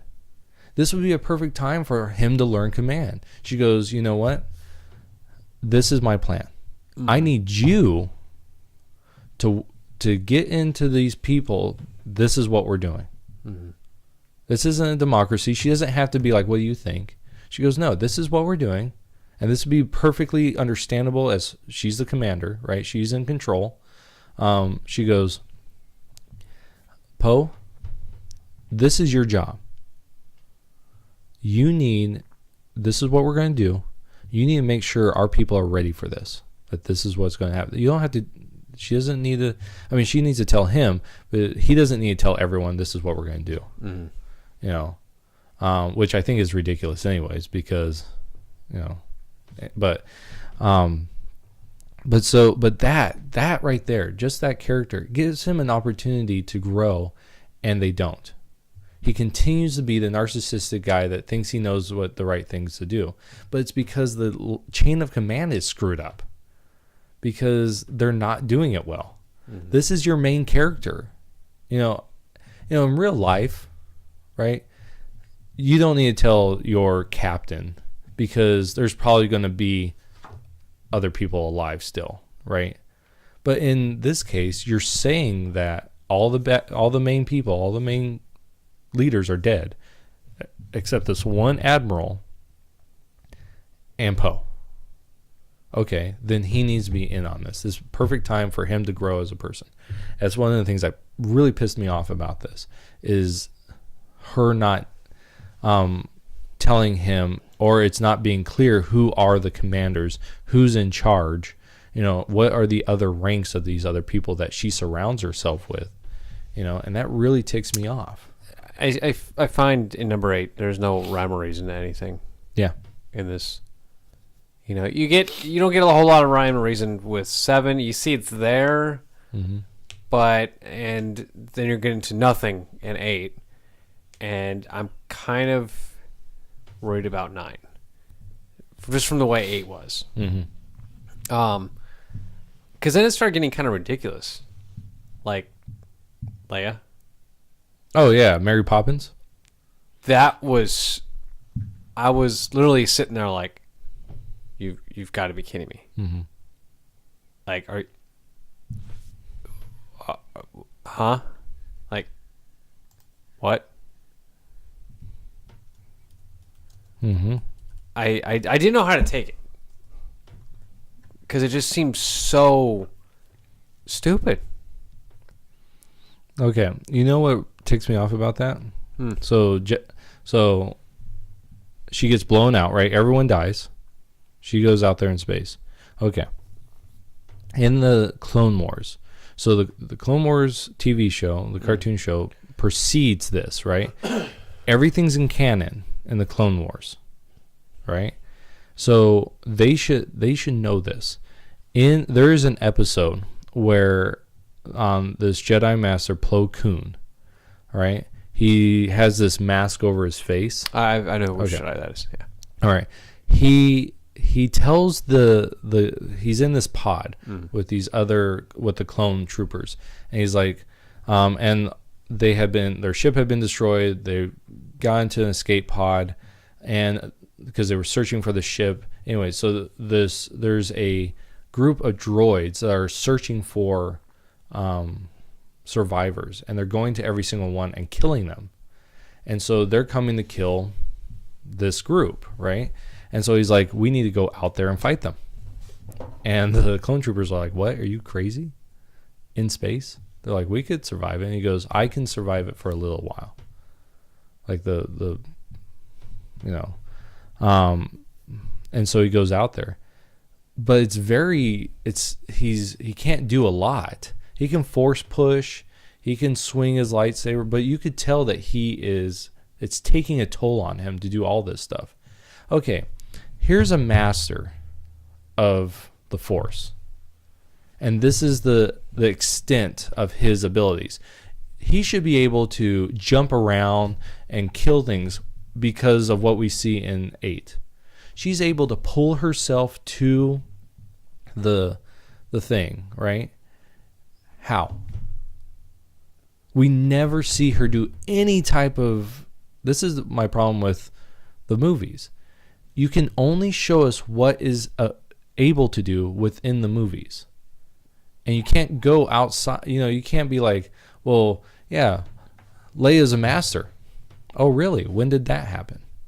Because we never saw it. We don't even hear about it. And yet she has the ability to do this. Like, she just has this innate ability that's more powerful than Jedi Masters who have been training all their lives. She just has an innate ability to do that. That's bull crap. This is what... No rhyme or reason. No, right, yeah. There's no reason for that. That's why watching this, I'm like, wow, anything can happen. Mm-hmm. And I don't know why the director went with this. So I do. Is that the type of viewers? He had said that he wants to subvert the audience's expectations and everything. So everything about this movie is subverting expectations. So I was listening to one guy talk about how this is postmodern movie making, where you take whatever you know that the audience is expecting and you subvert it as a twist. And to me, that's complete horse crap, because that is not good storytelling.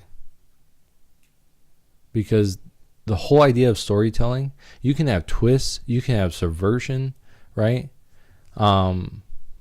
Finn's actually an undercover agent, that he didn't know. He's a Manchurian candidate. He didn't know that.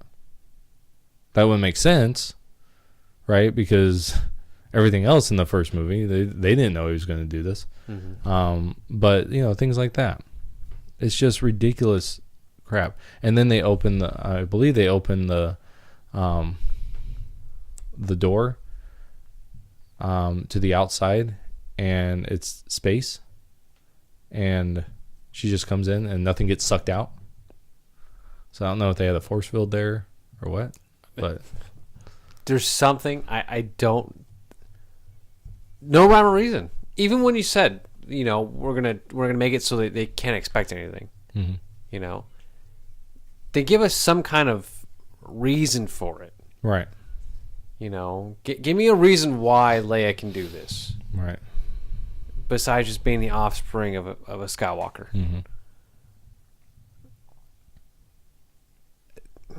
Yeah, even if later on when she has the force, when Luke force projects himself, she could have said something like, "Man, I never really listened to you when you were training me, but it came back to me when I needed it." See, that would have been stupid, but I would have been like, okay, Right. At least there's something there, right? That's the thing is, it's nothing. It's not even little. This is why. Here's the reason why she can do this. Mm-hmm. And it's the same thing with Rey. Same thing with Finn. There's no. This is why. Right.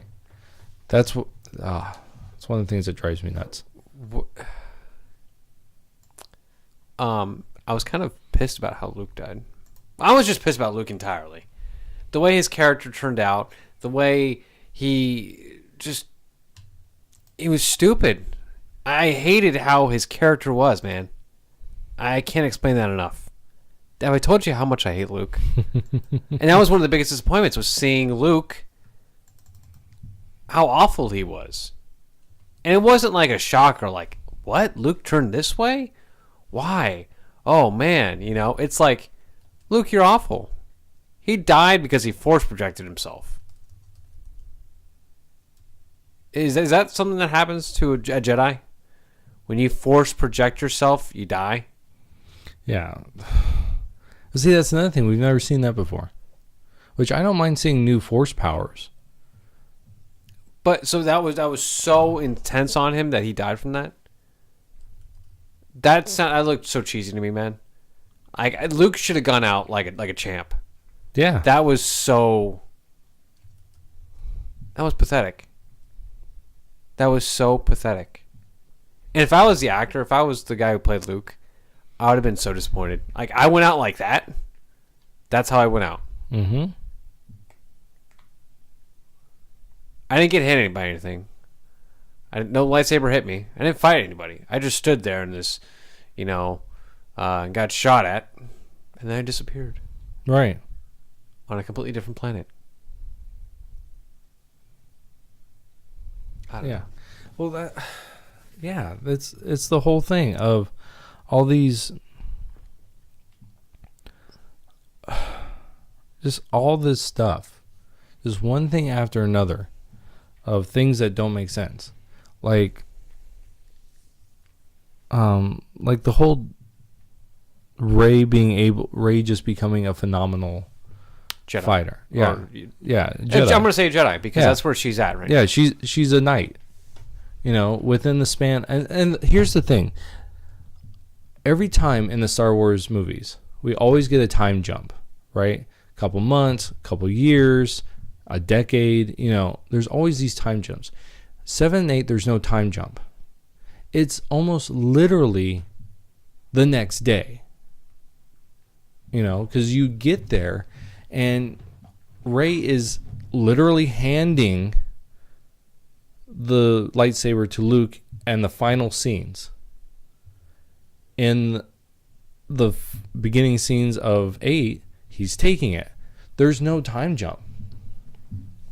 And yet, within the span, so how many days did 7 take? 3-4 days? A couple weeks? Let's say a week, right? It took her a week and a half. Let's say 2 weeks. Let's give it the benefit of the doubt. Episode 7 takes us 2 weeks. Heck, even if it took you a month. Let's give it a month. I'm just going to keep expanding this. 7 took place over a month. Mm-hmm. It didn't. Took place over a couple days. Let's say it took place over a month. 8 takes place over another month, say, being very generous. Even though just her time on the planet is probably a couple days, right? And so, but let's say a month. Let's give the most liberal amount of time. 2 months. She went from Jakku to fighting these Praetorian guards, or whatever type of guards they were, in 2 months. Wow. She must be the greatest Jedi ever to live that is just infused with all of the Force. But we don't even know that. Essentially no training. Yeah, essentially no training. All she has, maybe she has like, okay, you should stand like that from Luke. But there's no training from Luke. Even the training that Luke gave was crap. Yeah. I love how this is great. I love how he tells her there are 3 lessons you need to learn. And he only gets to 2. He never tells her the 3rd one. Now, I guess there is a scene, a deleted scene that he tells her the 3rd one, but we didn't get that. That's another one of those things that, well, he screwed that up, you know. It's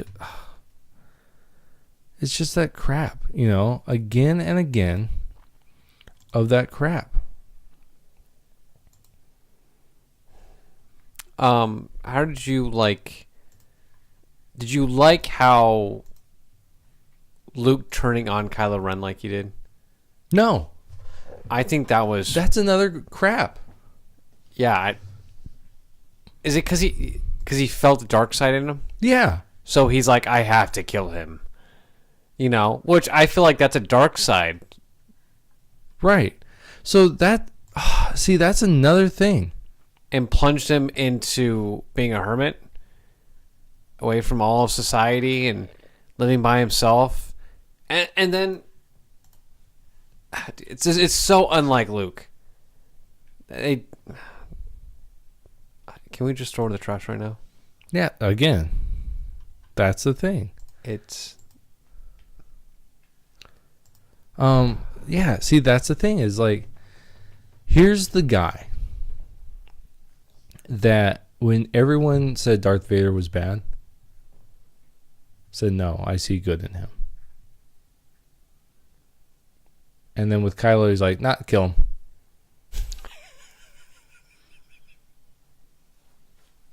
him. I'm glad you put this into like you go back to that scene, because I wasn't even like, oh my gosh, he did say that about Vader, and it's like, I was stupid back then. Yeah, like, stupid kid. Like, I should have killed Vader when I had the chance. Like, that's almost like the idea. It's like, so in the Endgame, right? In the Endgame movie, this is why I said Endgame was what episode 8 should have been. Yeah, spoilers coming. It's not really a spoiler, but the idea of them going back in time, I guess that's a spoiler. But there's this thing where they're talking about where it's Hulk, it's Ant-Man, and they're talking. I think Hawkeye's in the suit. They're about to do a test run, and they're talking about time, right? And how it doesn't work that way in this universe, you know, and all this stuff. But Rhodey, I love Rhodey. He goes, why don't we just go back to baby Thanos? And he's like, and basically he goes and strangle us. He never says this, but he makes a motion of, why don't we strangle him? And Hulk's like, that's scary, or like he says something like, that's morbid. But that's almost Luke. I'm just gonna kill him. Then we don't have a Darth Vader. It's like, what? Like, how is that Luke? How did Luke get to that point? I feel like you should have trained him to avoid that. Yeah, I trained him so hard, and he, you know, I hate number 8. This is what makes me terrified of number 9. And I mean, I guess maybe next episode we can talk about 9. And I mean, just we can actually maybe talk piece by piece the trailer. The trailer's not that long, you know, because there's certain things in that trailer that you can hear, that you can see, that just makes you wonder what's going to go on, you know. And it really does make you go, seriously, you know, right? And did you want to talk about that now, or do you want to talk about the next episode? Well, What's up? Well, I want to finish talking about this. I'm still. You're still on 8? Yeah. I'm if you have already gotten the idea that 8 is trash, then you guys can have a good night. But for those of you who still don't understand this concept and need a little help, there we go. Again, it's just go ahead, Jay. Okay, so it's the whole idea of what makes Empire Strikes Back such a good movie is not that it is a great movie. I mean, it is a very good movie. What makes it's such a great movie is because it takes 4 and expands on it. And you learn about things and you don't learn about things. You learn about, okay. Well, you learned about the previous questions that were in 4. Well, some of them. No, but it might make more questions. Right. But it brings you to light on a lot of things. Right. So you're learning about the Force, right? Mm-hmm. You go to Yoda, and now we're getting this expanded understanding of the Force. How one of the greatest things he says to Luke, he says, pick that up, right? And Luke's like, no, it's too heavy. And then he does it. Yoda does it. And he says, that's your problem. You see, I'm small, and therefore I can't do things, right?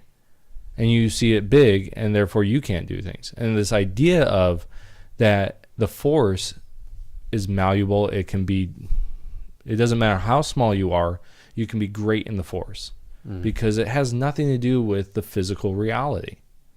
And so you learn about the Force, that thing that was just the mysticism in the first one, that you got kind of this perception of, but now you're getting questions answered. You get questions answered about Obi-Wan.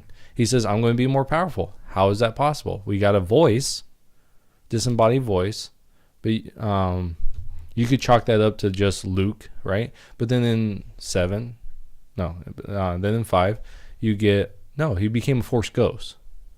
Okay. Then you get to see more of the advancements in Luke's story and Leia's story. But Leia and Han are only getting a little bit. It's not a lot, but you're starting to expand the world, right? The universe. You go to Cloud City. You learn a little bit about Han Solo's background. You're starting to see the love blossom between Leia and Han. So you're starting to see advancement in characters, and then you get the biggest reveal of all time. Darth Vader's Luke's father. And it's like, what? This character that we're saying is the bad guy is actually within good guy realm. Like, and he was Anakin. He was Obi-Wan's friend. And it's like, what? Mm-hmm. And so that you gained a lot of ground, but then you got these even bigger questions now. Like, how'd that happen? That opens you up to what was his story. Mm-hmm. How did he come to this? He was the greatest. Obi-Wan said he was the greatest star pilot. He was a great friend. And he said Darth Vader killed him. And this idea of in the mind of Obi-Wan, when he turned, he died. That to the Jedi is death, is to be turned to the dark side. So that's things that we, questions answered, and and then 6 was the finalization of everything, right? But 8 doesn't do jack. It does not advance the plot.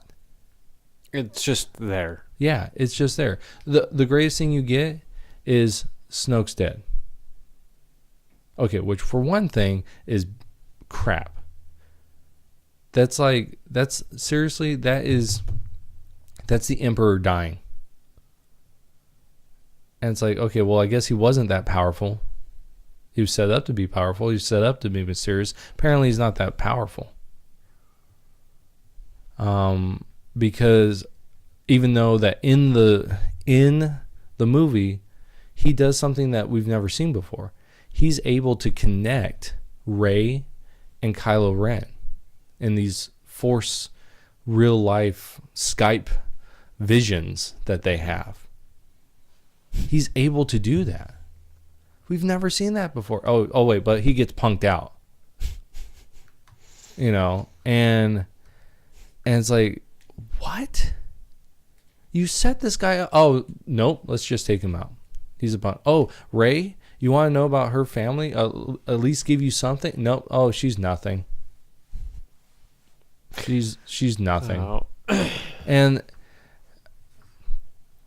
And for, I can understand if you're going in the direction that, and people have become apologists for this, and they say, well, because Kylo was trying to make her feel small, that she was nothing. I understand that for an evil guy, but we as the audience are omnipresent. We know things that the characters don't, and we should know things that the characters don't, because we are omnipresent. If we were omnipresent, if we were in the role of a first-person narrative, then okay.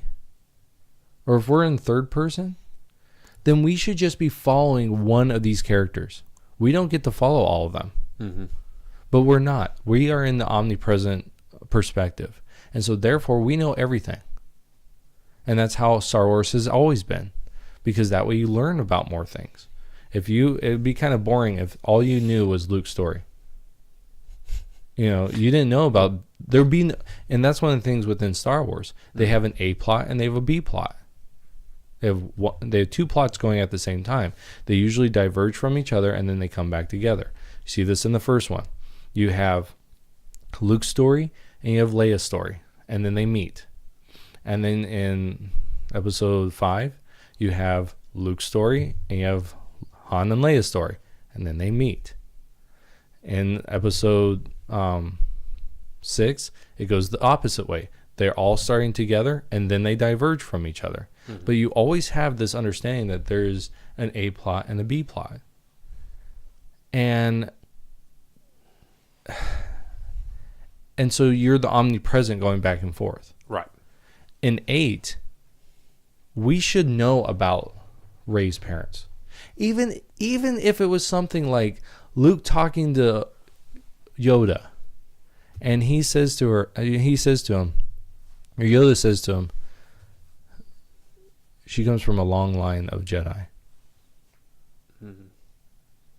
She was your master's daughter. You know, she's an Obi-Wan, right? Or she's a that would Kenobi. be cool. Yeah, just something like that, and Luke goes, "Oh my gosh," and that propels him to go out and to help her and be more badass. Yeah, than what he was. Right. Yeah. And so it's things like that.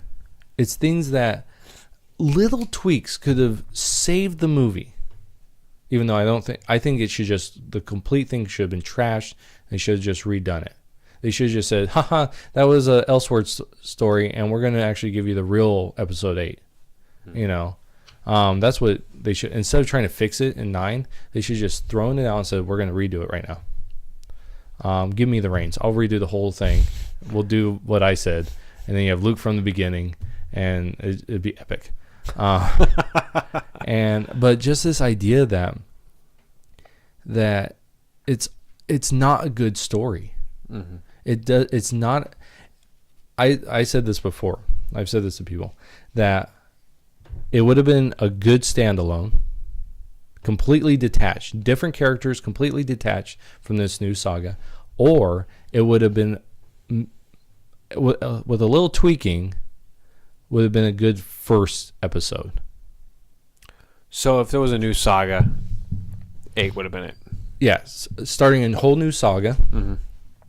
It being the first episode. I can see that. You know, or even the beginning of this saga.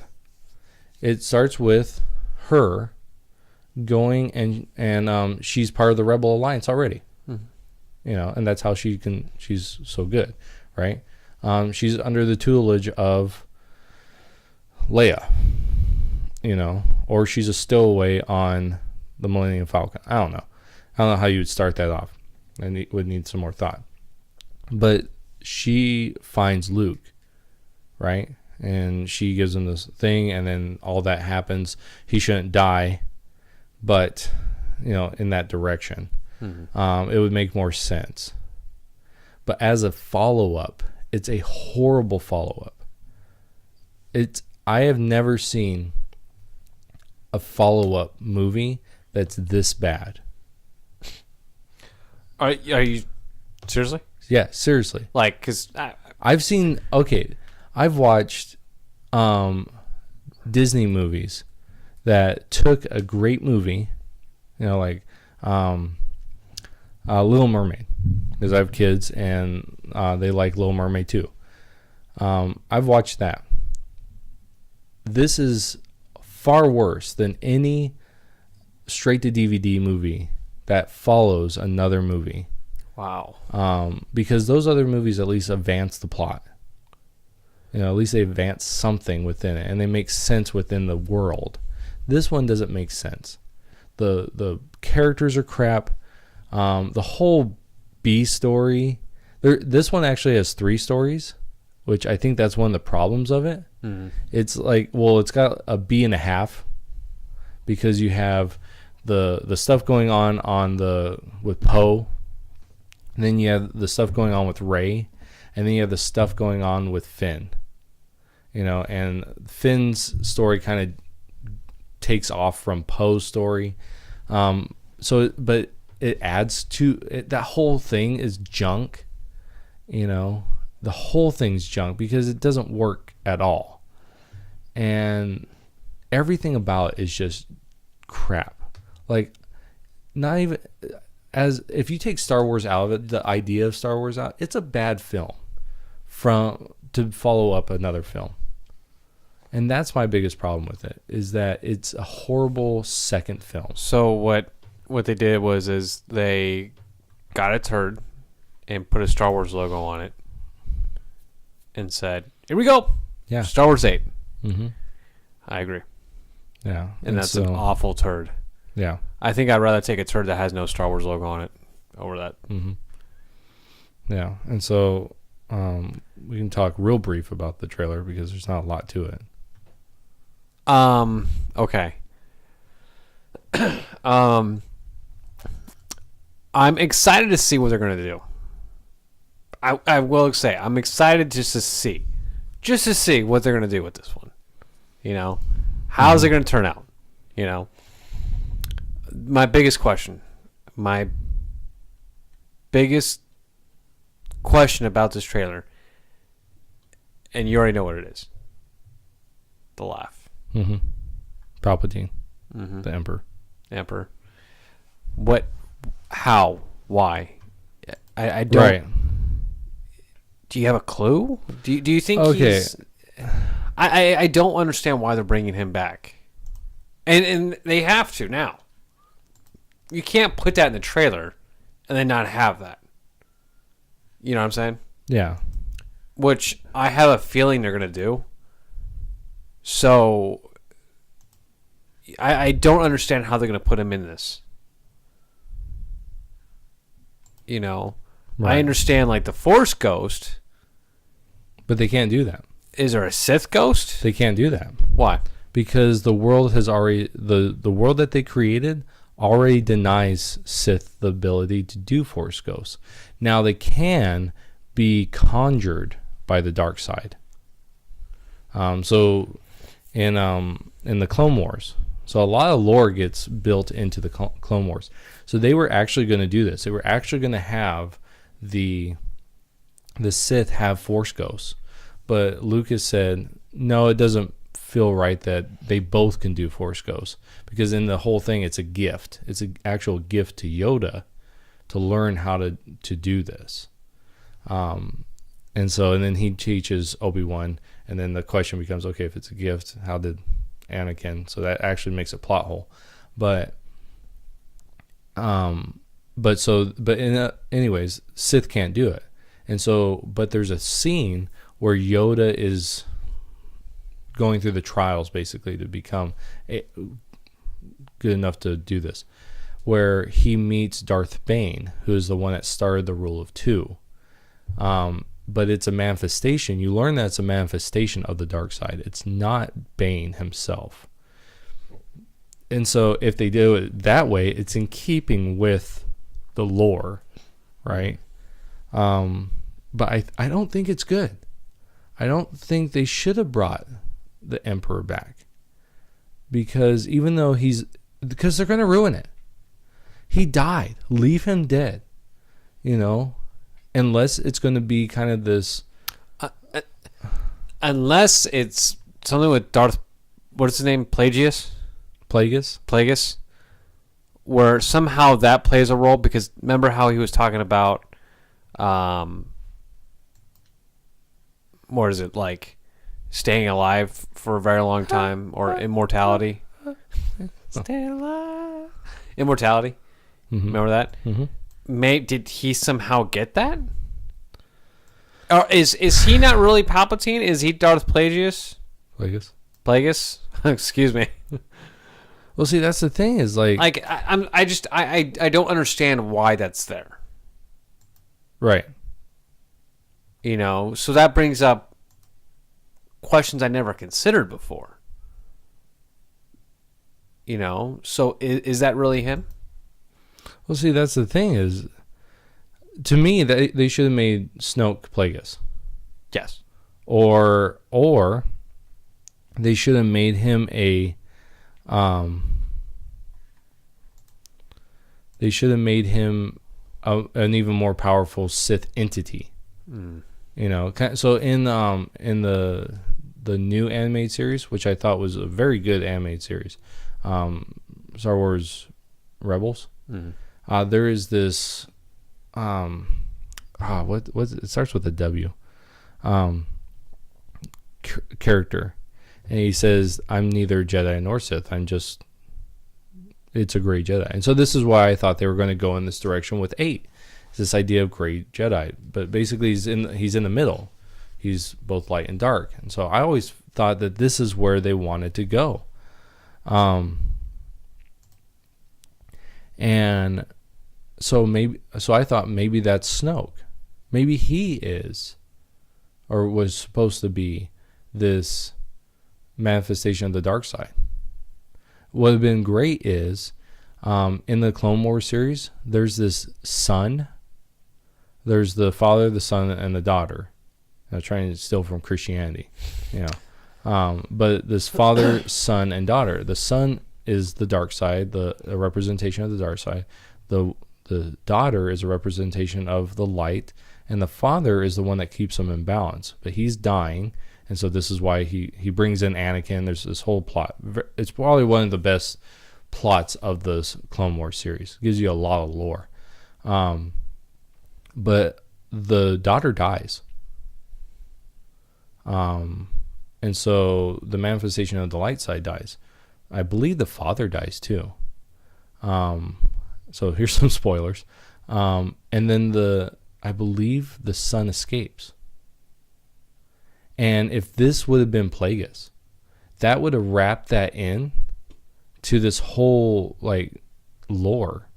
And then Plagueis is actually the manifestation of the dark side, and to have Luke overcome it, to bring full balance to the Force.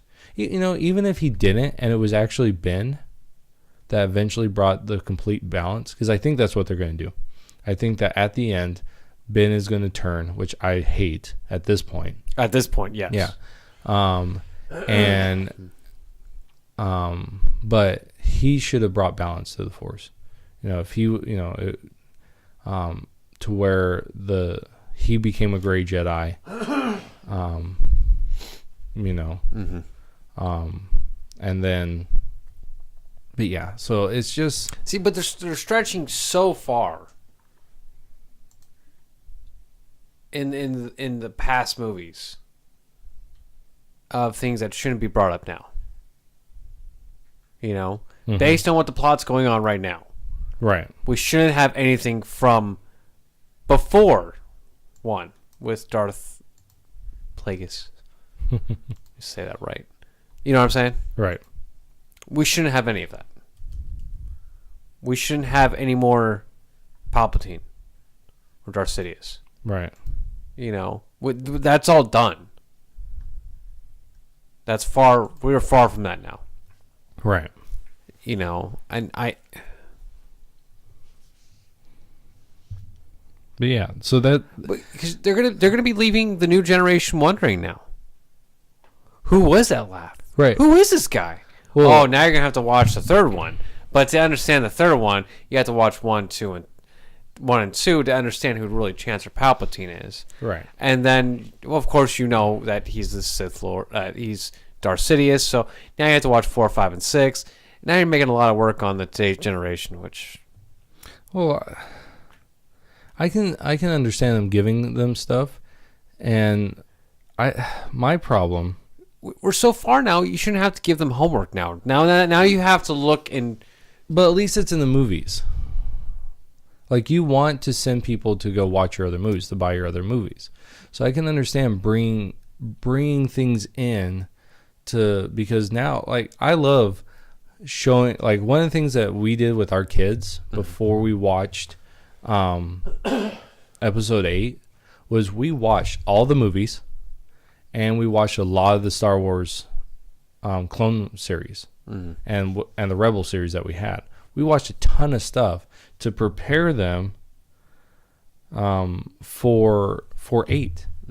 And so that's great because then you can be with the next generation and share this thing. And then when something like that happens, even if you don't do that, you can be like, well, that's Emperor Palpatine, or that's the Emperor Sidious.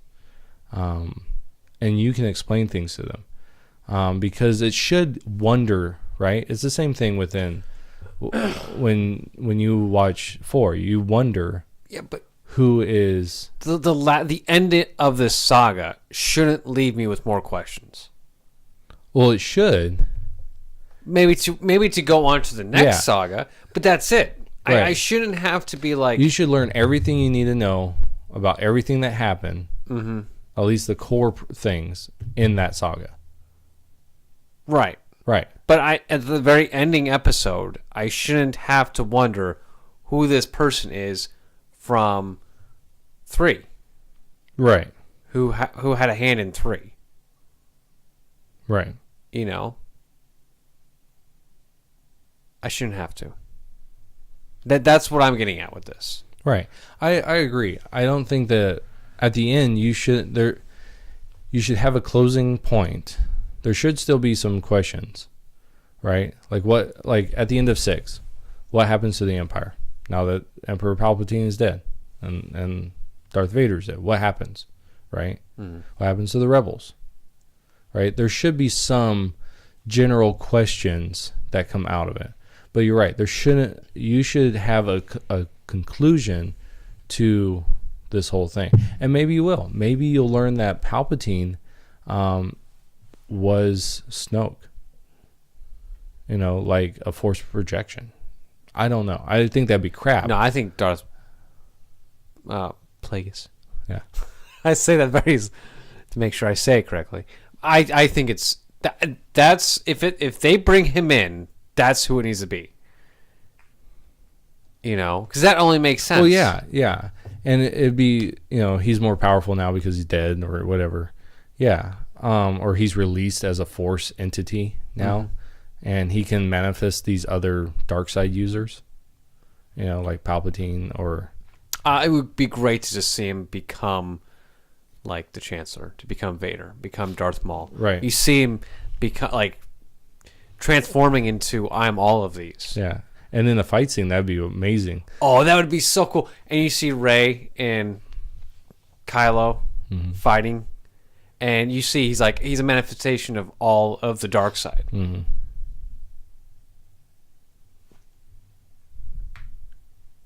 And this is the purpose of the Jedi becoming Force ghosts, right? To be able to battle this guy. You could bring all of the Force ghosts back. That'd be Jay. Let's go to Hollywood right now. Yeah. They've already made the movie, dude. I know, man. No, we can stop it though. We can stop it before it comes out. Yeah. before it ruins the series. They already did that. I know, man. They're just gonna end it so badly. I don't know. I am hoping because Look, 2 was bad, but it is not on the level of 7 and 8. Oh yeah, no. I wouldn't say on 7. Are you serious? Yeah. You think 7's better than 2? Jay, Maybe. Are you serious? Yeah. Well, maybe. Like there's maybe. Yeah. How can you say maybe? You've seen both the episodes. Well, no, because I would really have to sit and think about it. Because there's a lot I don't like about that I would carve out of 2. Yes. And because of that, what makes 7... Okay, this is what I would say. Because of 8, it's lower than 2. If 8 would have been answering the questions of 7, it would be higher than 2. But because of 8, that would be the reason why it's lower. So you are 8 to 7? No. Going down and up. From crap to good. It'd be 8, 7, 2. Oh, you're making it seem like from crap to good. Yeah. 8, 7, 2? Right. Okay, yeah. From what you were saying, it sounded like you were like 8 to 7. I would have.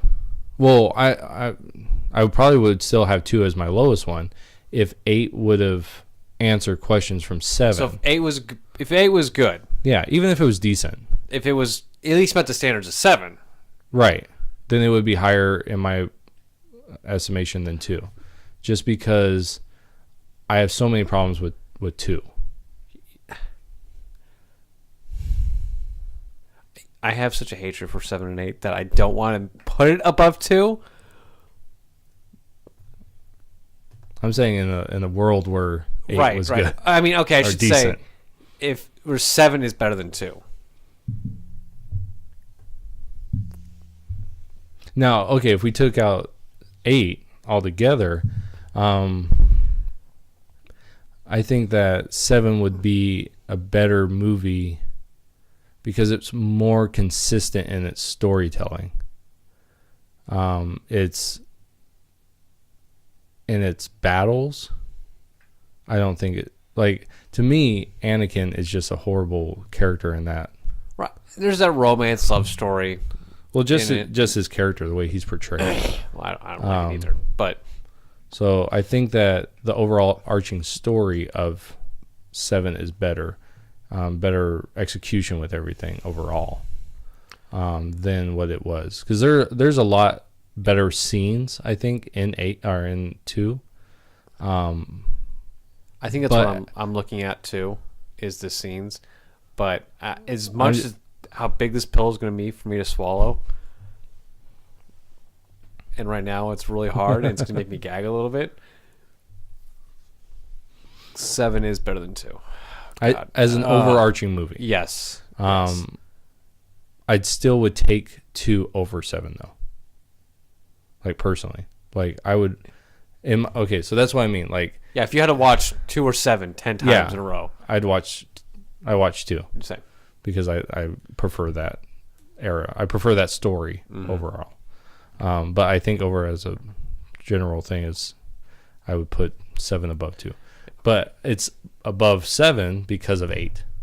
Because 8 was so bad that it brings down 7. And 8's like trash. You know.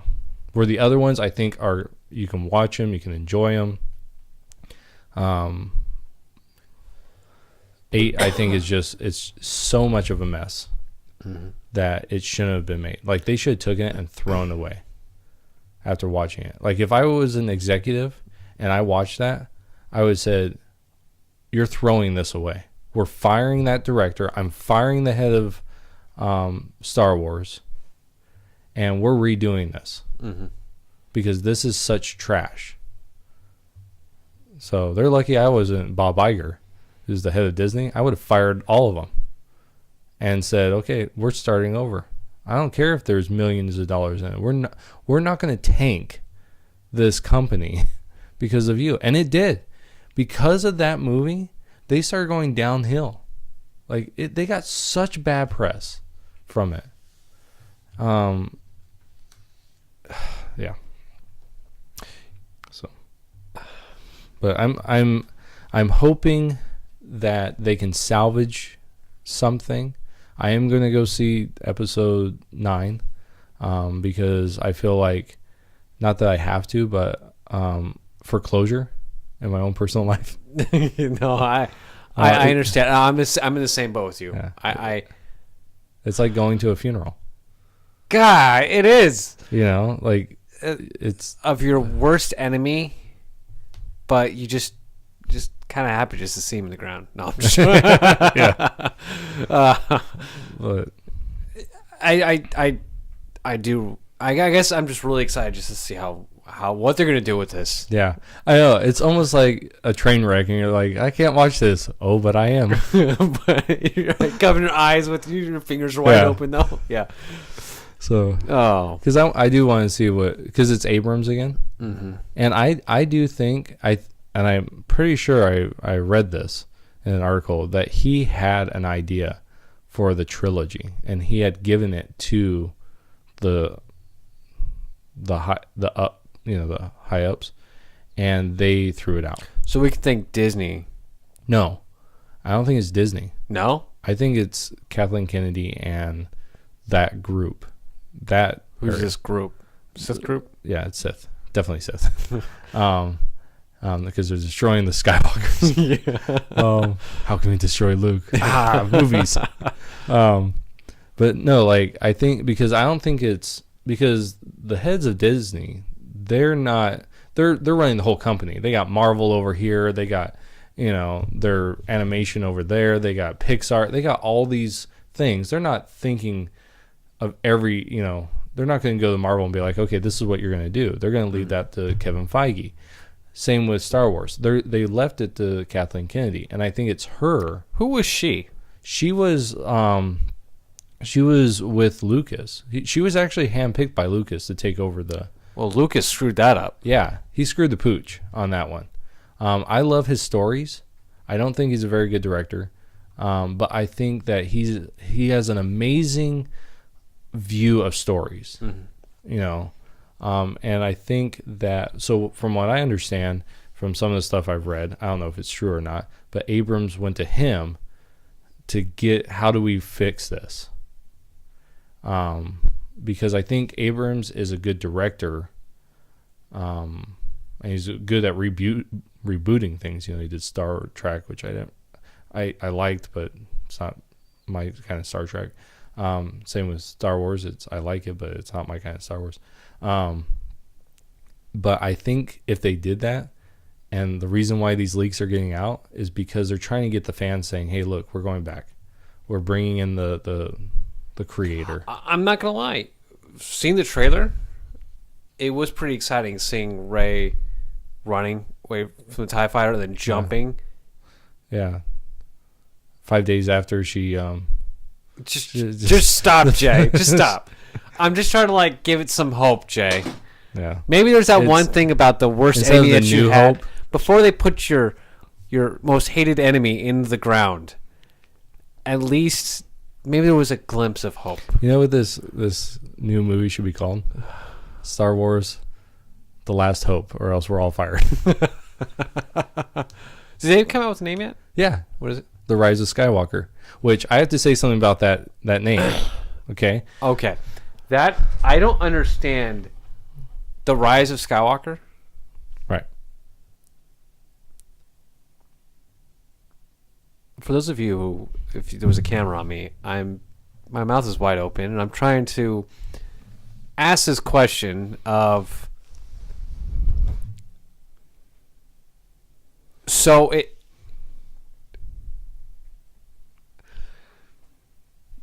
I can't get it out. So is Kylo gonna? Is he becoming? Well, okay, so that's the thing. So right? what's Skywalker? Okay, so if we find out that Rey is a Skywalker, I think it's too late at this point. Yeah. Because they've already screwed the pooch.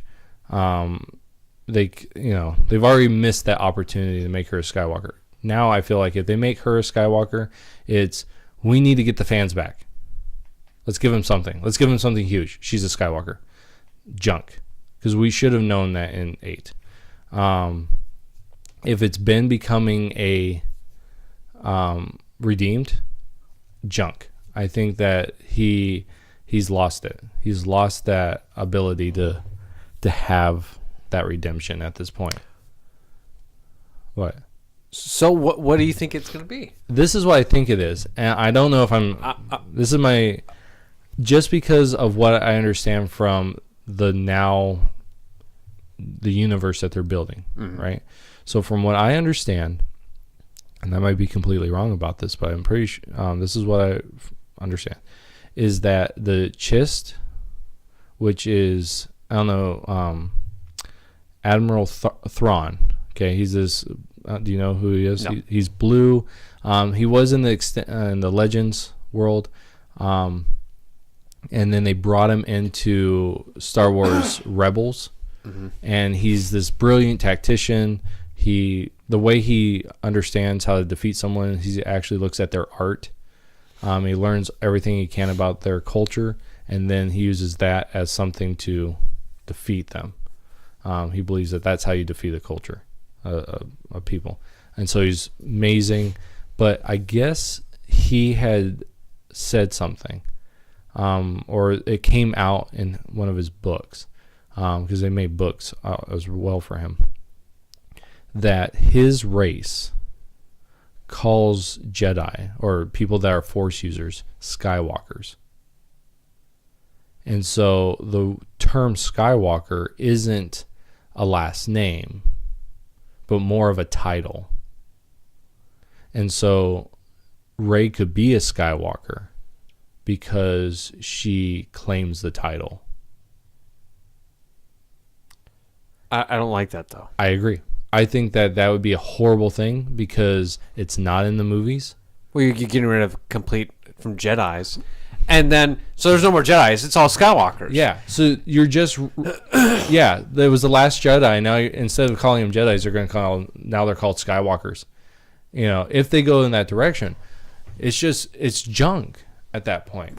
But fans like you and me were like, so what Skywalker's going to come up? Or is Anakin going to mysteriously, Darth Vader going to mysteriously appear? And like, what's going to happen? Is it Kylo? Because I'm thinking Kylo's going to go ahead and come back up. This is what I think. I'm pretty adamant this is what's going to happen. Kylo's going to come up. He's going to beat the crap out of whoever. He's going to die. Pretty sure he's going to die in the end. But he's going to put a good name to the Skywalker legacy. And he's going to save, the galaxy. Right. That's what I think it's going to be. If that doesn't happen, I'm probably just going to walk out. Yeah, I don't know how that's going to play out because I don't. Maybe Darth Sidious is going to appear. He's like, I'm a Skywalker. Yeah, you're a Skywalker. Skywalker for you. A Skywalker for you. Maybe like Darth Sidious is going to pop up. The Chancellor, and he's going to be like, I'm going to get you, Luke. I mean, Kylo. And Kylo's like, I got good old daddy here. And Darth Vader appears. And then it's like the rise of Skywalker. Anakin Skywalker's coming back to life. And he comes back like a zombie. Yeah. Or like, and he just...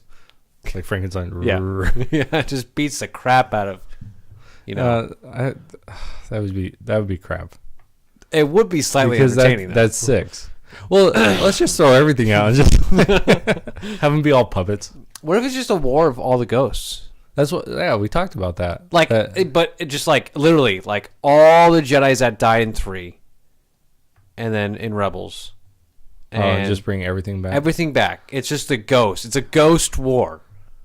These are the Ghost Wars, dude. Wouldn't that be cool? Well, I think that would have been awesome. Well, it's just, and then in between you have Rey and Ben and Kylo. And it's the last, and they're ghosts, and they're going at it, and going, and going, and someone's going to come on top. Well, we know it's going to be Rey. Well, of course. But, they're going to end with Rey. Well, of course. And I think that's what it would be. I think that'd be kind of cool. Wow. I would like to see that. It'd be so ridiculous. At this point, anything. Yeah, at this point, the more ridiculous it can be, the better. Because the other one was such crap. The sky's the limit at this point. I mean, all you can do is go up. I'm ready for anything right now. Yeah. I'm excited. I'm actually excited just to see what's gonna happen. Oh my gosh, it'd be so great. Just everything throw out the window. Everyone has force powers now. It's kind of like Korra, and then everyone gets superpowers in the Legend of Korra. So that'd be great. Which is another conversation we can have. Don't get me started with that. Another podcast. Another time. What are we doing for time, anyways? We're at 2:25. Okay. We should probably end it. Yeah, we probably should. Well, thank you everybody for listening to the White Van podcast. Don't forget to leave a comment. How you guys think? Any questions that you guys might have? Any future topics you guys want us to talk about? And also, if you guys like this video, please hit the like button. And also, don't forget to subscribe, because we try to make a video every week. That's where our plans are. And so if you guys want to see more, please hit the subscribe button. But anyways, you guys have a great one, and we'll see you guys in the next podcast. See ya. Hasta luego.